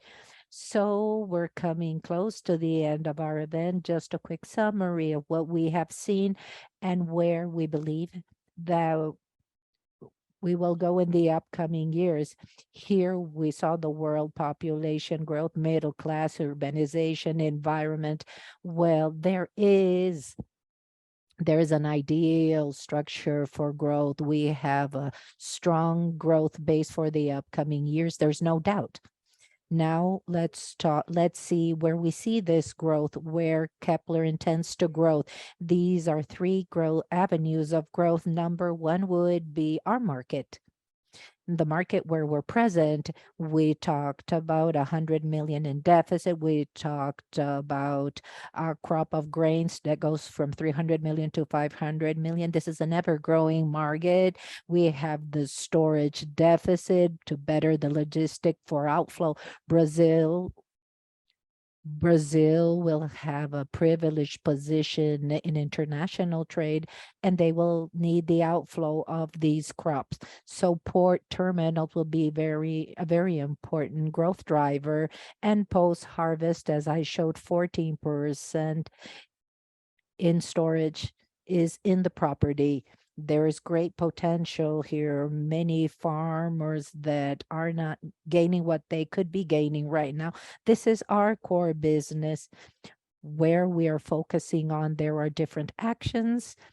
Here we have the fund. We want to demonstrate to the farmer their future gains, what is possible, that this is our business. And then afterwards, as Paulo mentioned, added value, which is important. Yes, we are interested in buying companies. Seletron, Procel is another example. There are other companies that we're assessing, not ordering when we think about acquisition, but the innovation of our products, as we mentioned. W Marks is an example. There are a number of products that we are developing here. The agribusiness and ports and terminals are specific products that require to work 24/7, and therefore we have to be present in this market. Here we want to continue being a premium company to occupy a space, a grade in the post-harvest area. And we want to drive this. And at last, digital.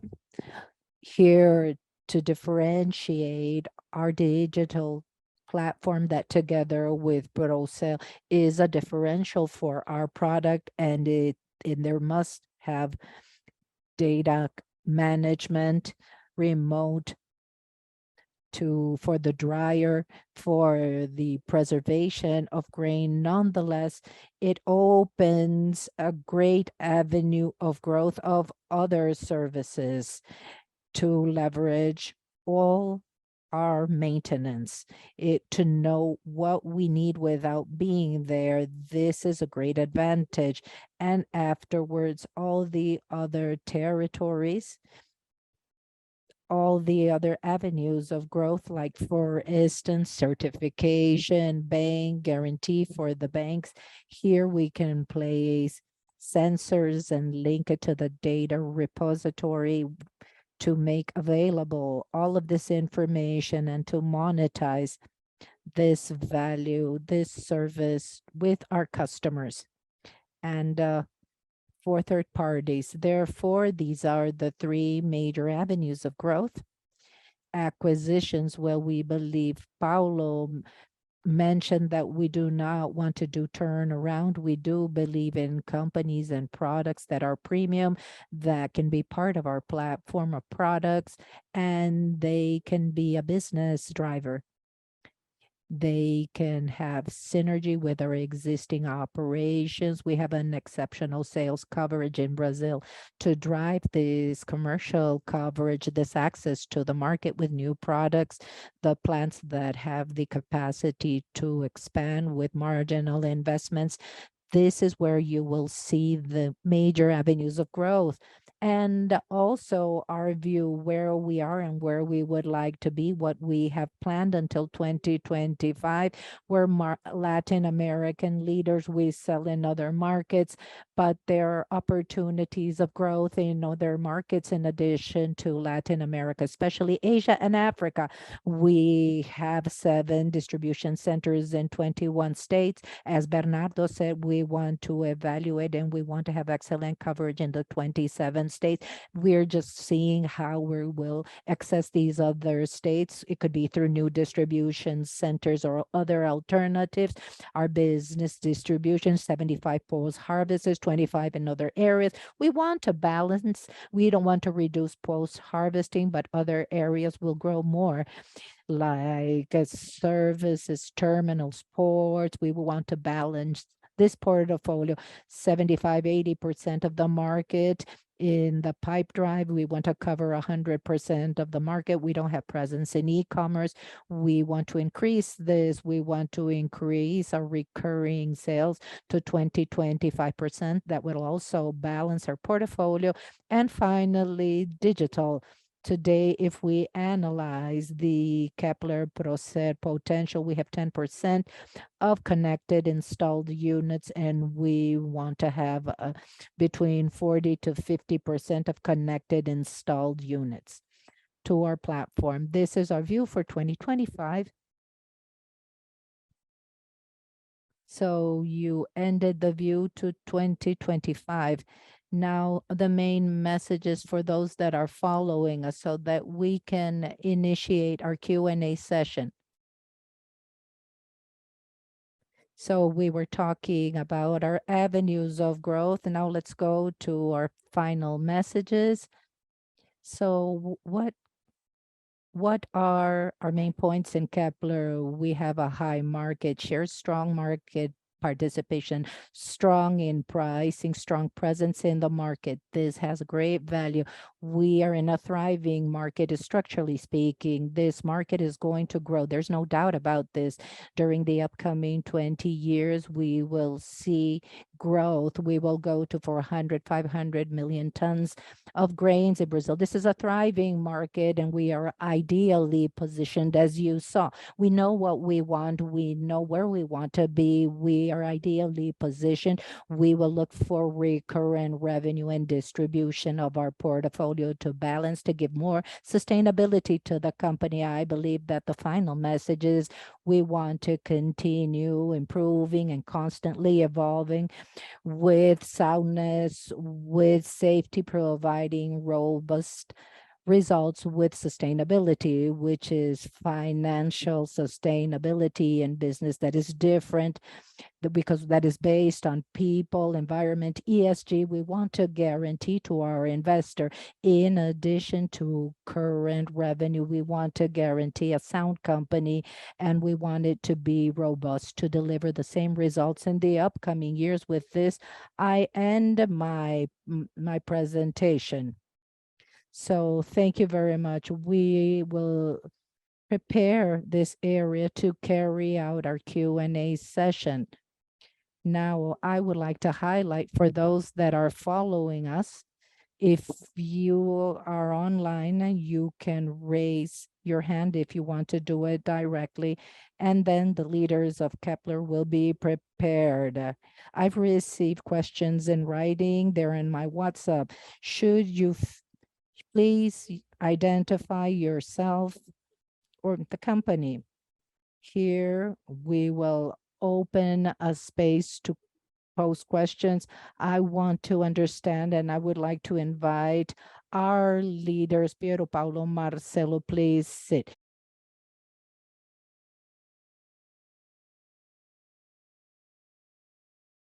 You can ask any kind of question. They are prepared to answer them. Does anybody have a question to begin with? Very well, we have two. Vitor, you may proceed. Vitor, please give us your name, where you're from, and who is your question geared to. First of all, good afternoon. I would like to begin by congratulating the company. I have been following up on the company for some years. You really have done very good work, and you're harvesting all of this now, and you're going to plant again to harvest in future years. Congratulations for your success. Perhaps it's too early on to discuss this, but we're going to speak about the PCA, the next harvest. I know it's very early, but I would like to know how you're getting ready for this, if you have any novelties, any conversations regarding this. And if I'm wrong, based on the figures of 2021, 60% of the revenues came from the producers themselves. Your producers were very well capitalized. Now, the coming year, perhaps the margins will not be so good. They will have less resources to invest. And of the 40% that are funded, I think 30% refers to the PCI. Which is your vision on this for the coming year and years into the future? And if you believe that private banks will enter this field more to help to finance ag. If I can ask other questions, perhaps we'll answer this question first and then go on. Well, thank you very much for the question, Vitor. Very good question. Now, the agribusiness sector has always depended a great deal on the harvest plan.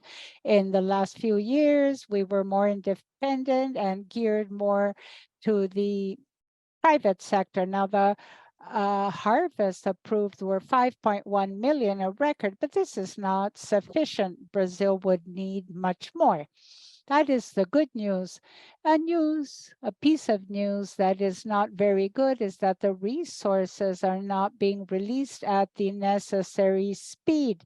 We have an important portfolio of finance business, and this tends to happen, depends on the year. We have some delays and we depend on the government funding.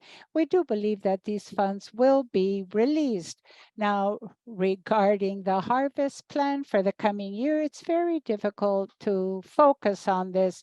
We have done our homework as part of the normalcy of inflation rates and interest rates. We will have a very good opportunity of leveraging our business.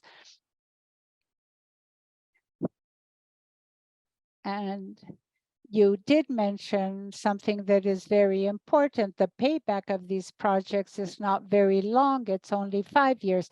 If the producer is capitalized, they will invest. There's always a large parcel of growers that do invest their own resources. Perhaps, Paulo, you could refer to the fund. Well, this is a very relevant topic for our sector. We'll speak about projections. The government carries out a calculation every year of 500 plants, of the value needed for agribusiness to build this. And this has been the rule followed for the last few years. Considering how prosperous agriculture is, we believe that the credit offer will continue on through the harvest plan. I have been in the company for 8 years. When I arrived, the board set forth a goal for the company, so we wouldn't be exposed to the harvest plan.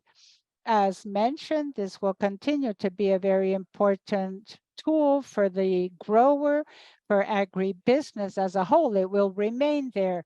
But how can we seek solutions? We worked with the market, and the opportunities appear for those who get organized. We have Fiagro, which is a very important mechanism with all of the benefits that existed in real estate financing. It's a new funding industry, and we have been able to launch our first FIDC Agro at a term of 10 years. It will finance our equipment as well as infrastructure, and the interest rates are market rates.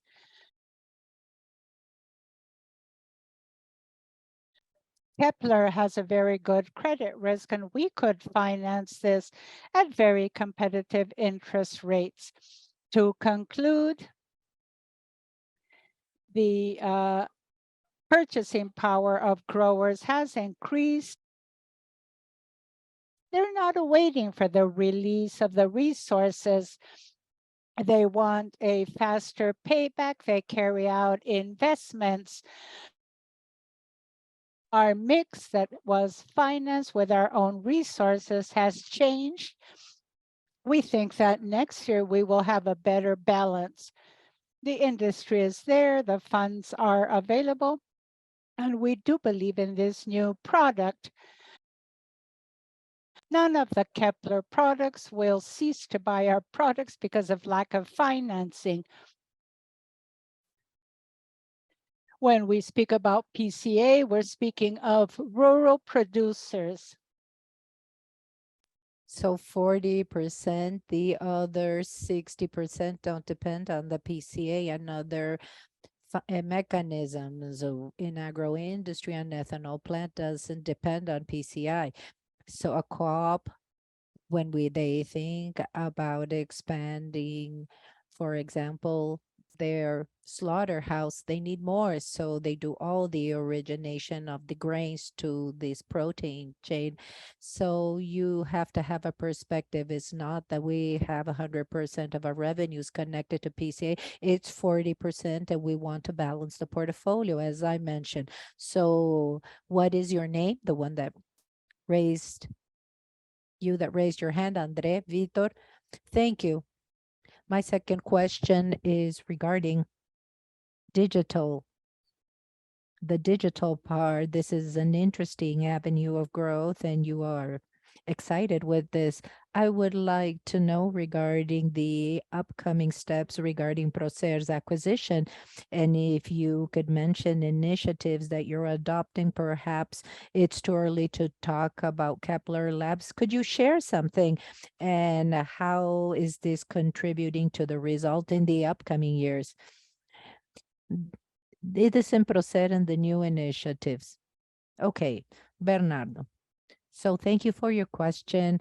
There is no doubt all the silo connection is a blue ocean and an opportunity to Kepler for its leadership, for its presence, and to give more trust to our customers.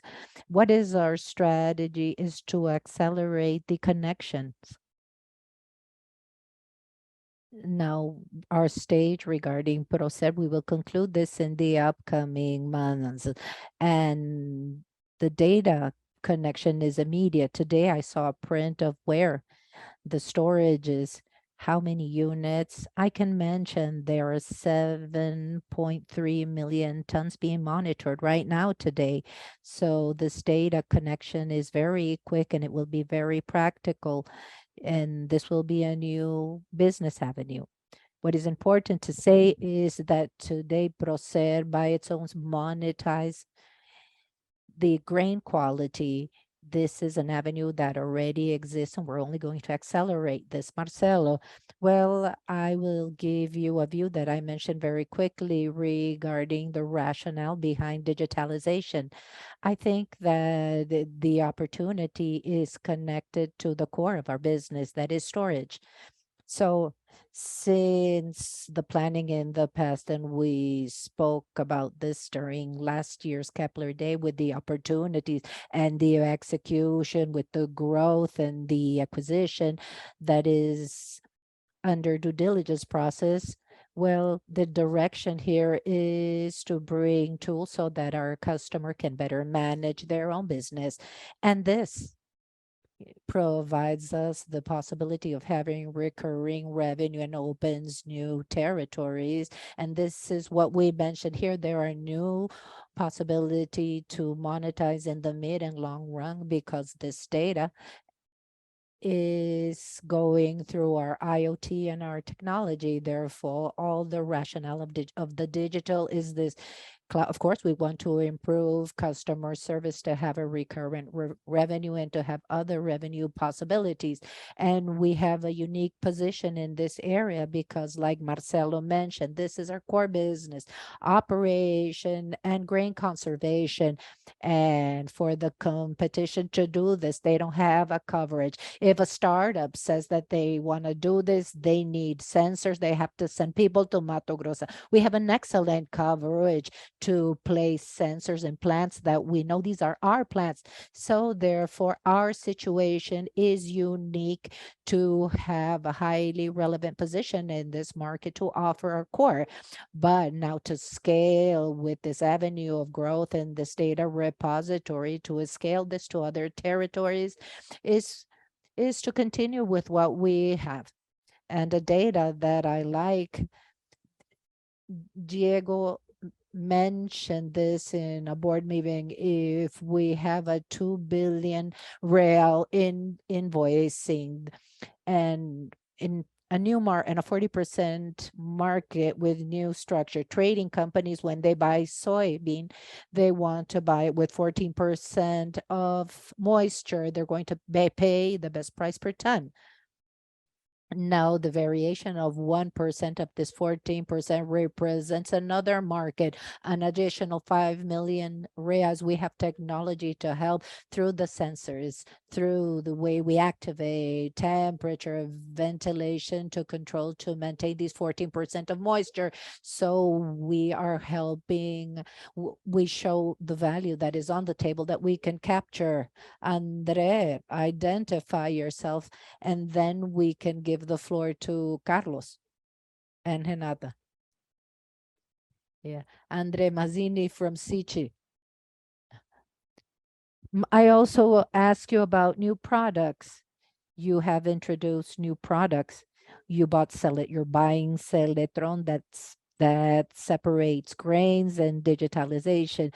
Now, looking at the future and looking at the peers abroad, Abicor, you have they have an extensive product portfolio. They even have tractors, combines. Perhaps this would be to diversify too much. What can we expect regarding new products from here on, so that you can become a one-stop shop for your customers? And in M&A, the last two M&As brought new products, digital and the grain separator. Will the M&As continue bringing new products, or will you have a geographic M&A that can be of silos but in another geography? Okay. Now, starting by the amplitude of business, I can say that tractors of other business are totally different business. Tractors are assembly businesses, and here we work with projects focused on the customer, and in the business model of both is different. So this is my personal opinion. I don't believe that these two businesses go hand in hand. Storage is focused and it has a different business model. Now, when you think about innovation, we have two fronts here. The first front would be organic innovation. This is what our personnel does.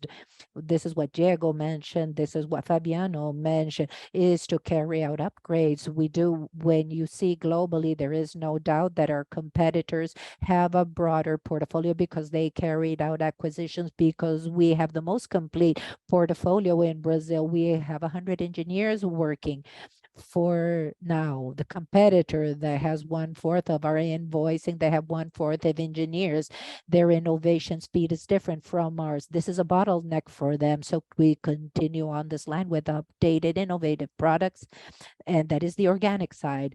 Now, and services, of course, we strongly believe in services, the deployment of project 360 to help the customer to manage their works. We can be their project manager of the structure. So we're implementing Bing that integrates all of the projects in one only platform, and this provides a different level of project sophistication. This is organic. Inorganic, also in this line, Seletron, Procer, we are analyzing always in this universe of post-harvest in Brazil. Well, we still haven't discussed together with the board to diversify in other countries. At a given point, we will not carry out insane acquisition or a company with good technology, with good product that is not a turnaround. Well, perhaps in the upcoming years, we can bear this in mind. And this is a good question. Number one, there is a slide that Piero presented at the end where he spoke about the three major avenues of growth: core, added value, and digitalization. This slide shows that within our core, there's a lot to grow. This company doesn't need acquisitions to grow more. We have over 100 million of store deficit. So we still have a lot to grow. The acquisitions are to improve the quality of our business. A possibility that could be geographic diversification. We have a good share in Brazil, but in added value, we have Seletron, Procer, or other niches using the metaphor of Disney. Other ways of monetizing this park is something that we are we are bearing in mind a second question, e-commerce that is right in the beginning, as you mentioned. I have a difficulty in understand how you can work with e-commerce with primary products, because so for example, the farmer buys from the closest dealer. E-commerce is the other way around. There is no brick and mortar place. So therefore, what can we sell through e-commerce regarding your products? Would it be spare parts, or could you sell primary products through e-commerce? Our focus here are spare parts and services, I would say. We can't sell an entire unit through e-commerce. Could you sell a silo like this one? Yes.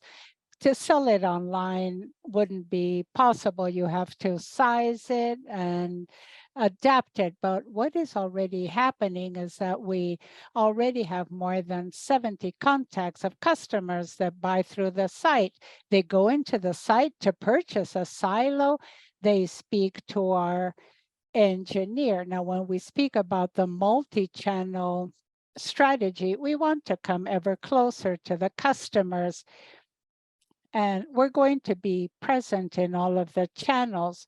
One, by having a simple presence, and secondly, to be able to execute, to do business with the customer. Now, to monetize e-commerce will be through spare parts and services. We have a question for Paulo that came from internet, from John Wine da Silva. Good afternoon. Congratulations for the results. Are you going to anticipate dividends and shareholders' equity this year, or will this only be done in 2023? John, thank you for the question.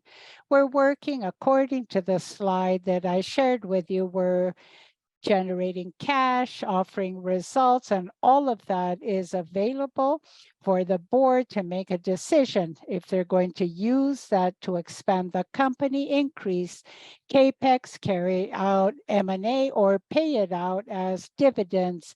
This year, we had a very strong cash generation.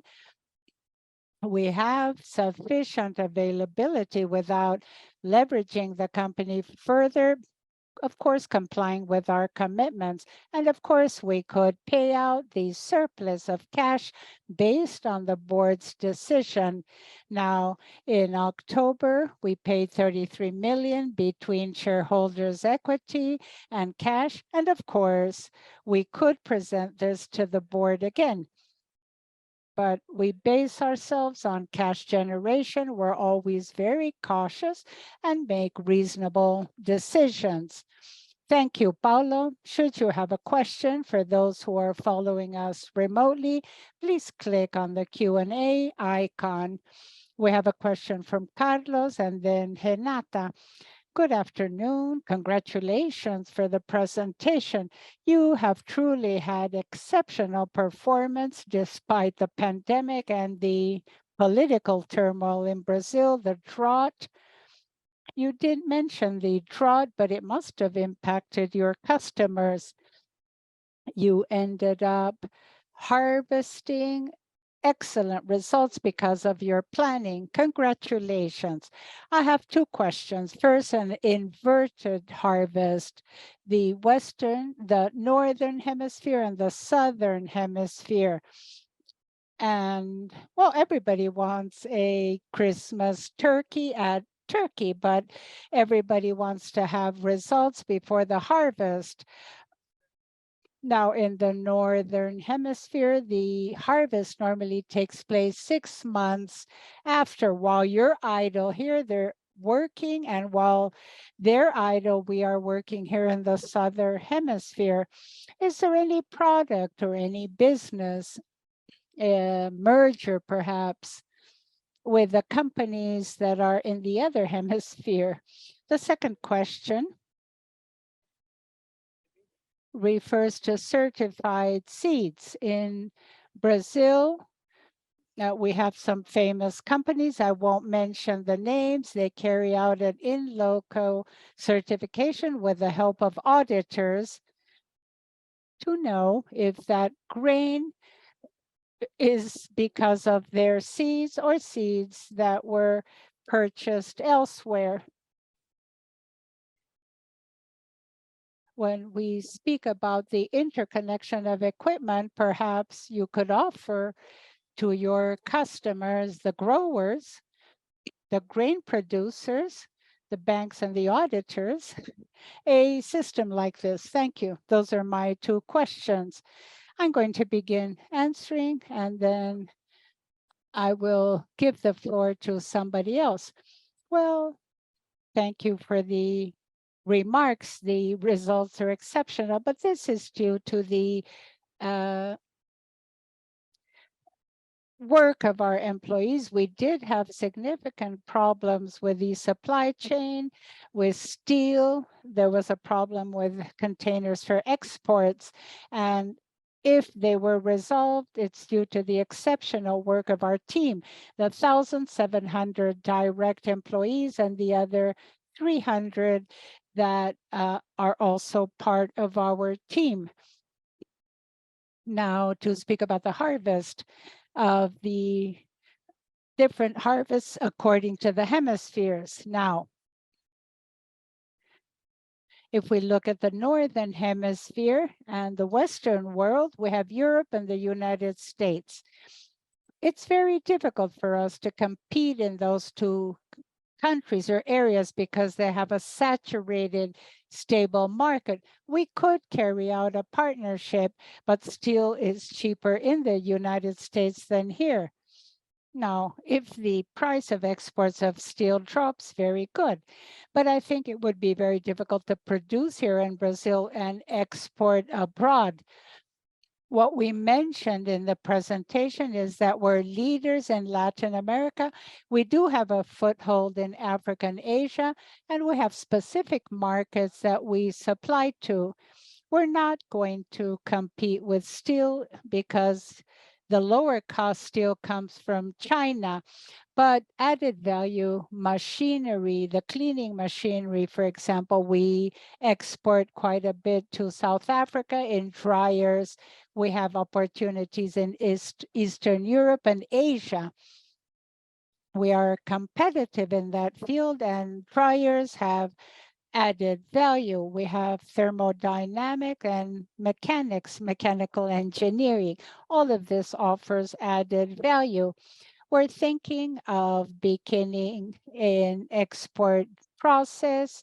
Some people are interested in purchasing the equipment, and perhaps we could have a minor production of slabs, of steel slabs to some of those countries. Well, in the issue of the turkey for Christmas, we do have some recipes for Panambi and Campo Grande to maintain our essence. And I will allow Fabiano to refer to this as part of our lean project. One of the greatest concerns was the seasonality throughout the year. Decrease the seasonality as it has an impact even on personnel.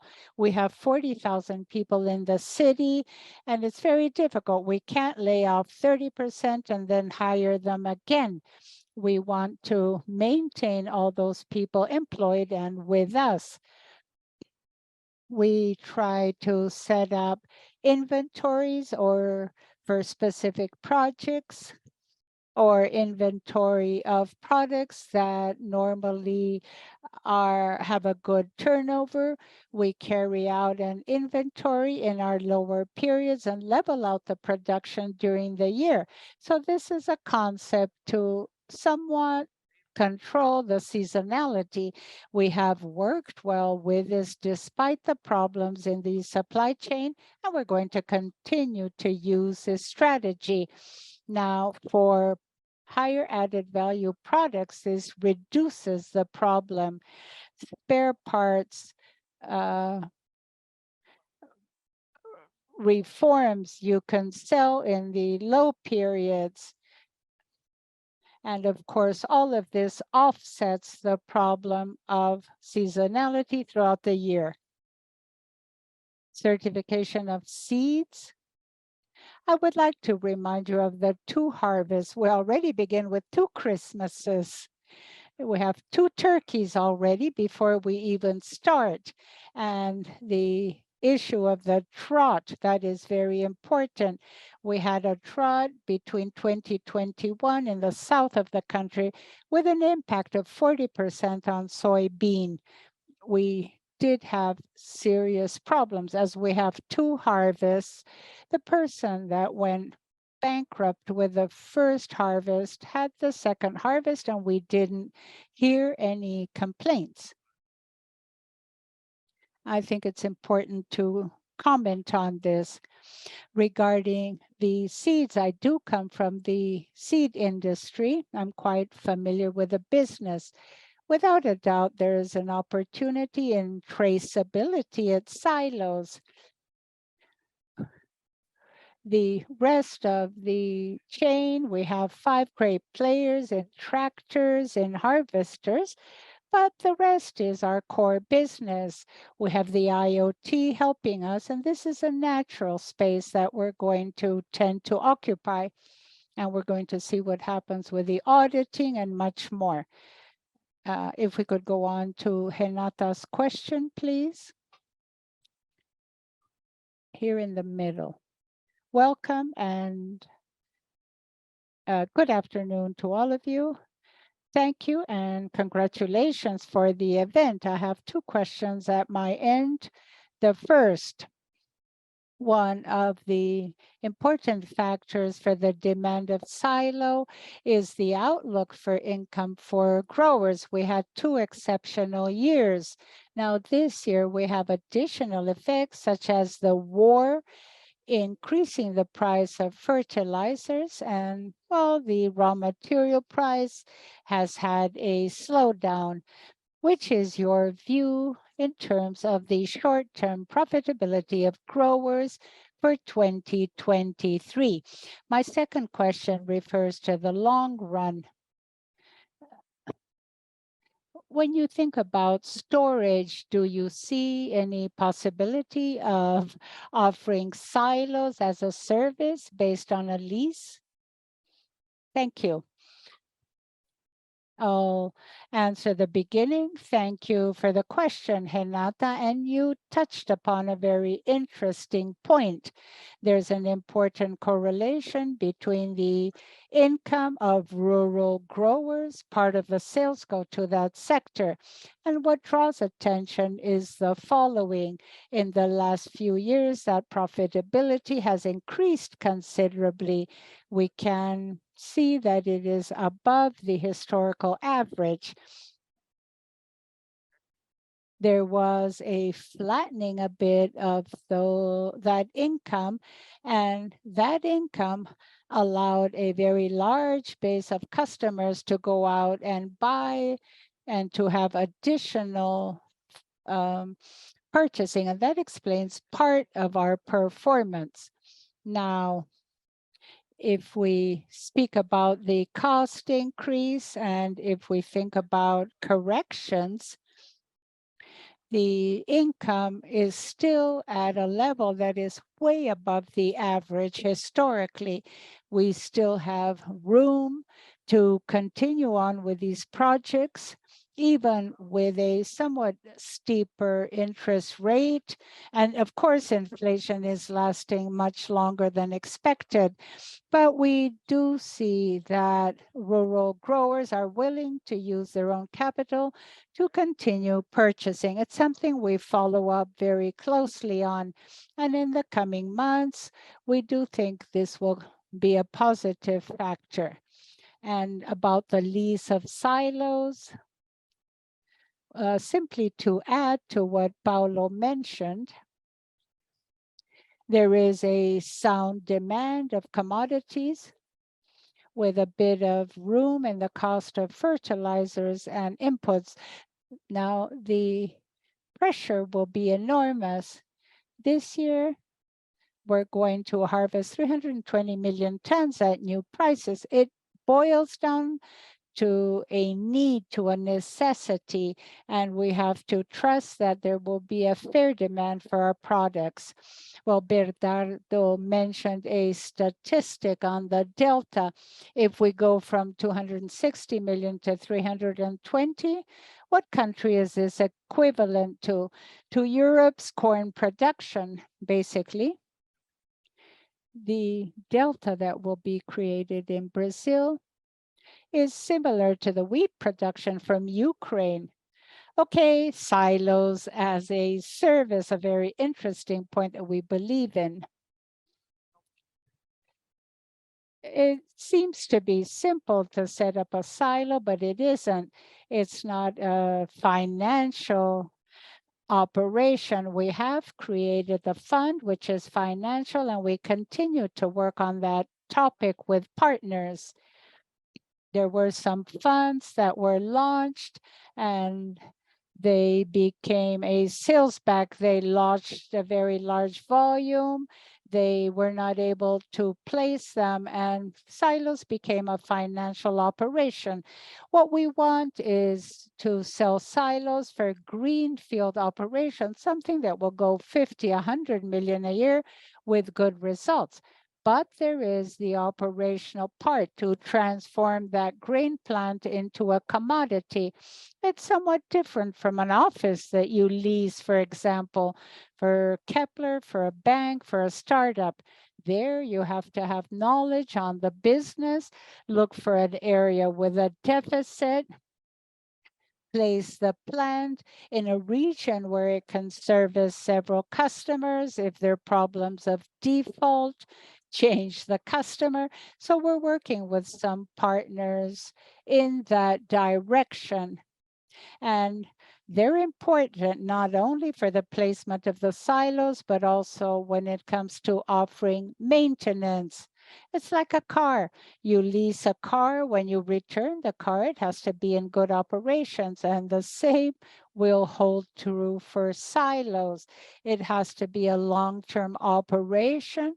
We're going to offer warranties that the silos are under good condition. We continue to work with that. We believe in that. It's easier to sell a service, a lease of 3 or 4 years, than to sell the entire project. The lease will be 1 million. You're going to disburse 1,300,000. Now, to set up the business, to make it a standalone business is something we're working on. We will find a solution for that. Are there any further questions in the back? Your name, please, your full name and the company you represent. I'm Gustavo, an individual investor.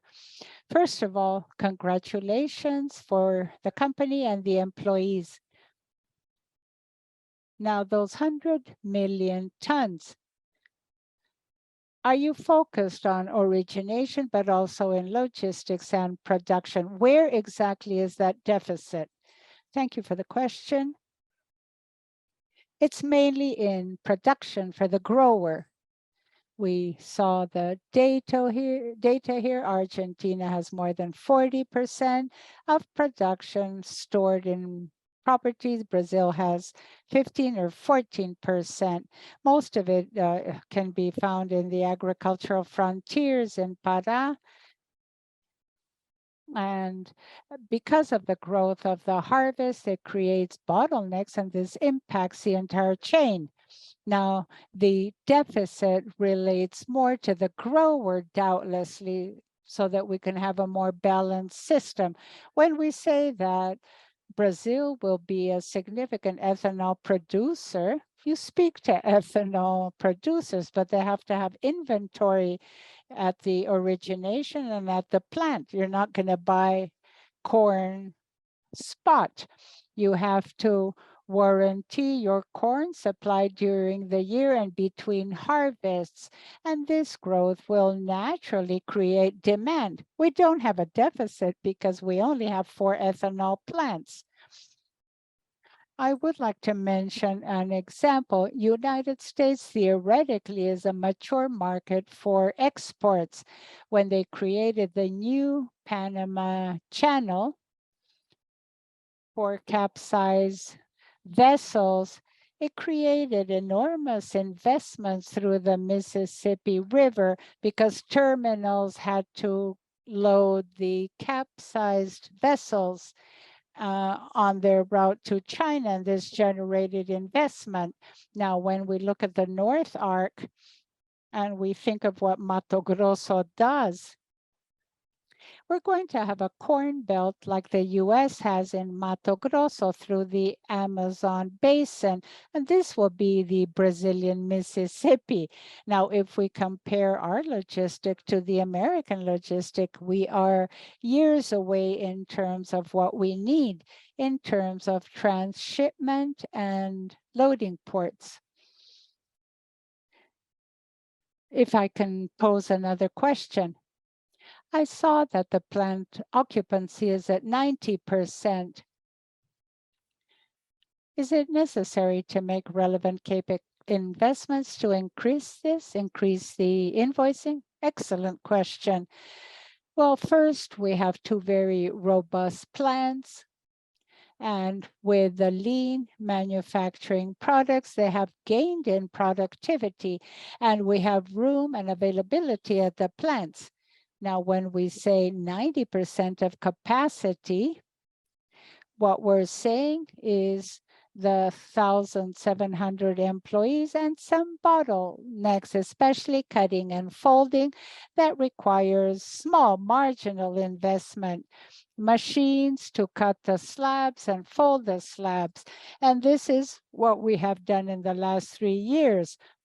Fabiano always works with a 3-year horizon to base ourselves on the needs for this demand, and we have been making investments in the bottlenecks in the last few years, which means that whenever it becomes necessary, we can continue making investments to dissipate those bottlenecks with minor marginal investments. These investments are 10, 20 million, and we have followed up on the growth of demand. We think that the next great bottleneck will be in another line where we're going to work with 3 shifts.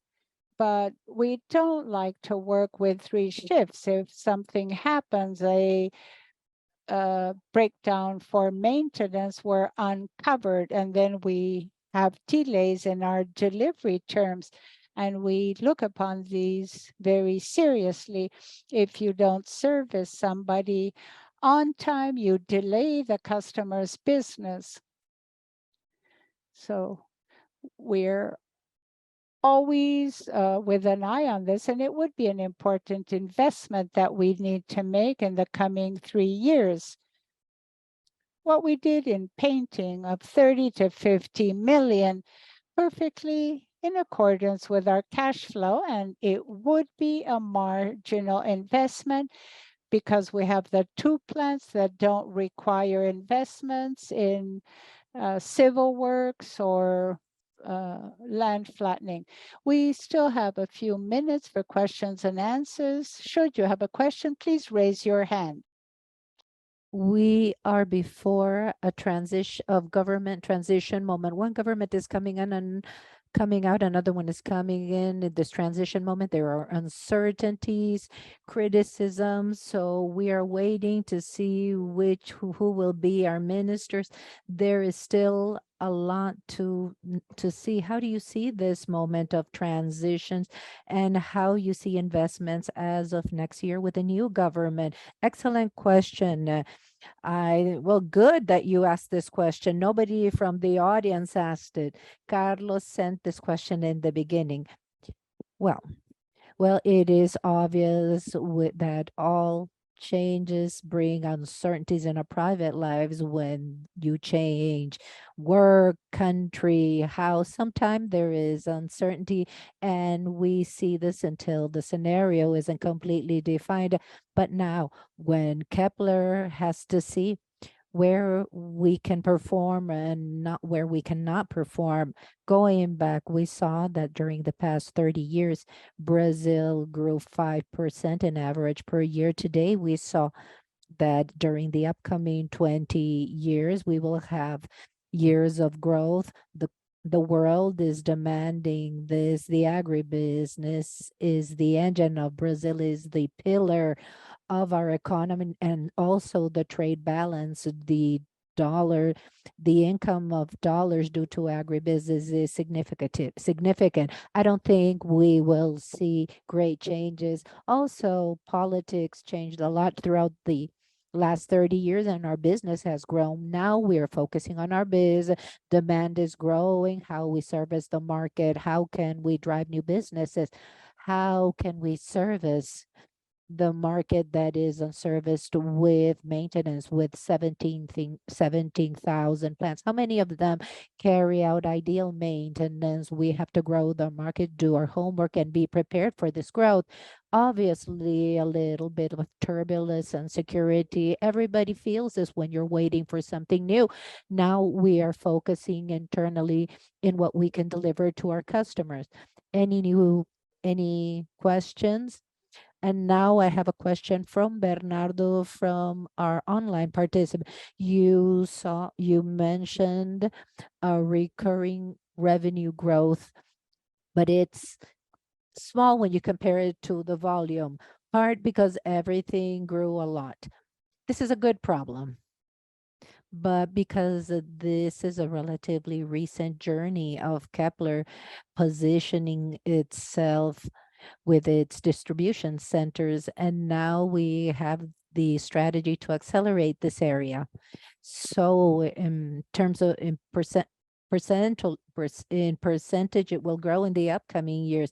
And an important point to underscore is everybody that has followed Kepler saw volatility in 2015, 2016 because of the policies during that period. But everything that we do, everything that we mentioned here, everything is connected. Once we had a board meeting and I said in 40 years, I hope that in 40 years when I'm retired, I want to see your report,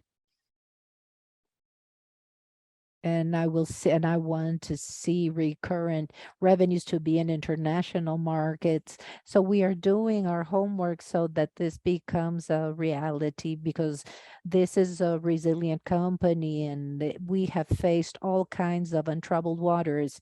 You mentioned all the segments have grown and recurrent revenues have also grown. Just in 2019, the revenues we had 50 million. It was 250 to 300 million, 5 times growth in 4 years.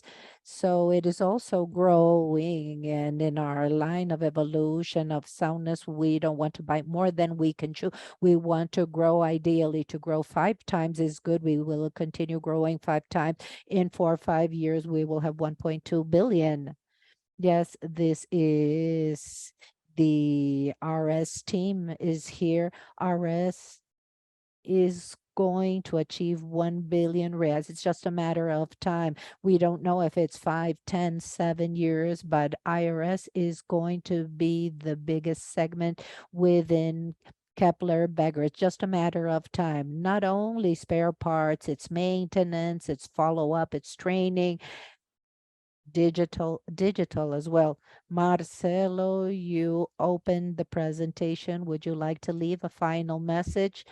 Well, I would just like to thank all of you for your participation. I believe that Paulo mentioned how the liquidity of our share is growing. We are reassured, we're excited. In addition to all of the growth that we had the evolution of our revenue. Thanks not only to the group that is here, but thanks to the over 2,000 direct and indirect employees that contributed for this. This was a challenging process, but we are reassured regarding the future, especially because of evolution more than growth.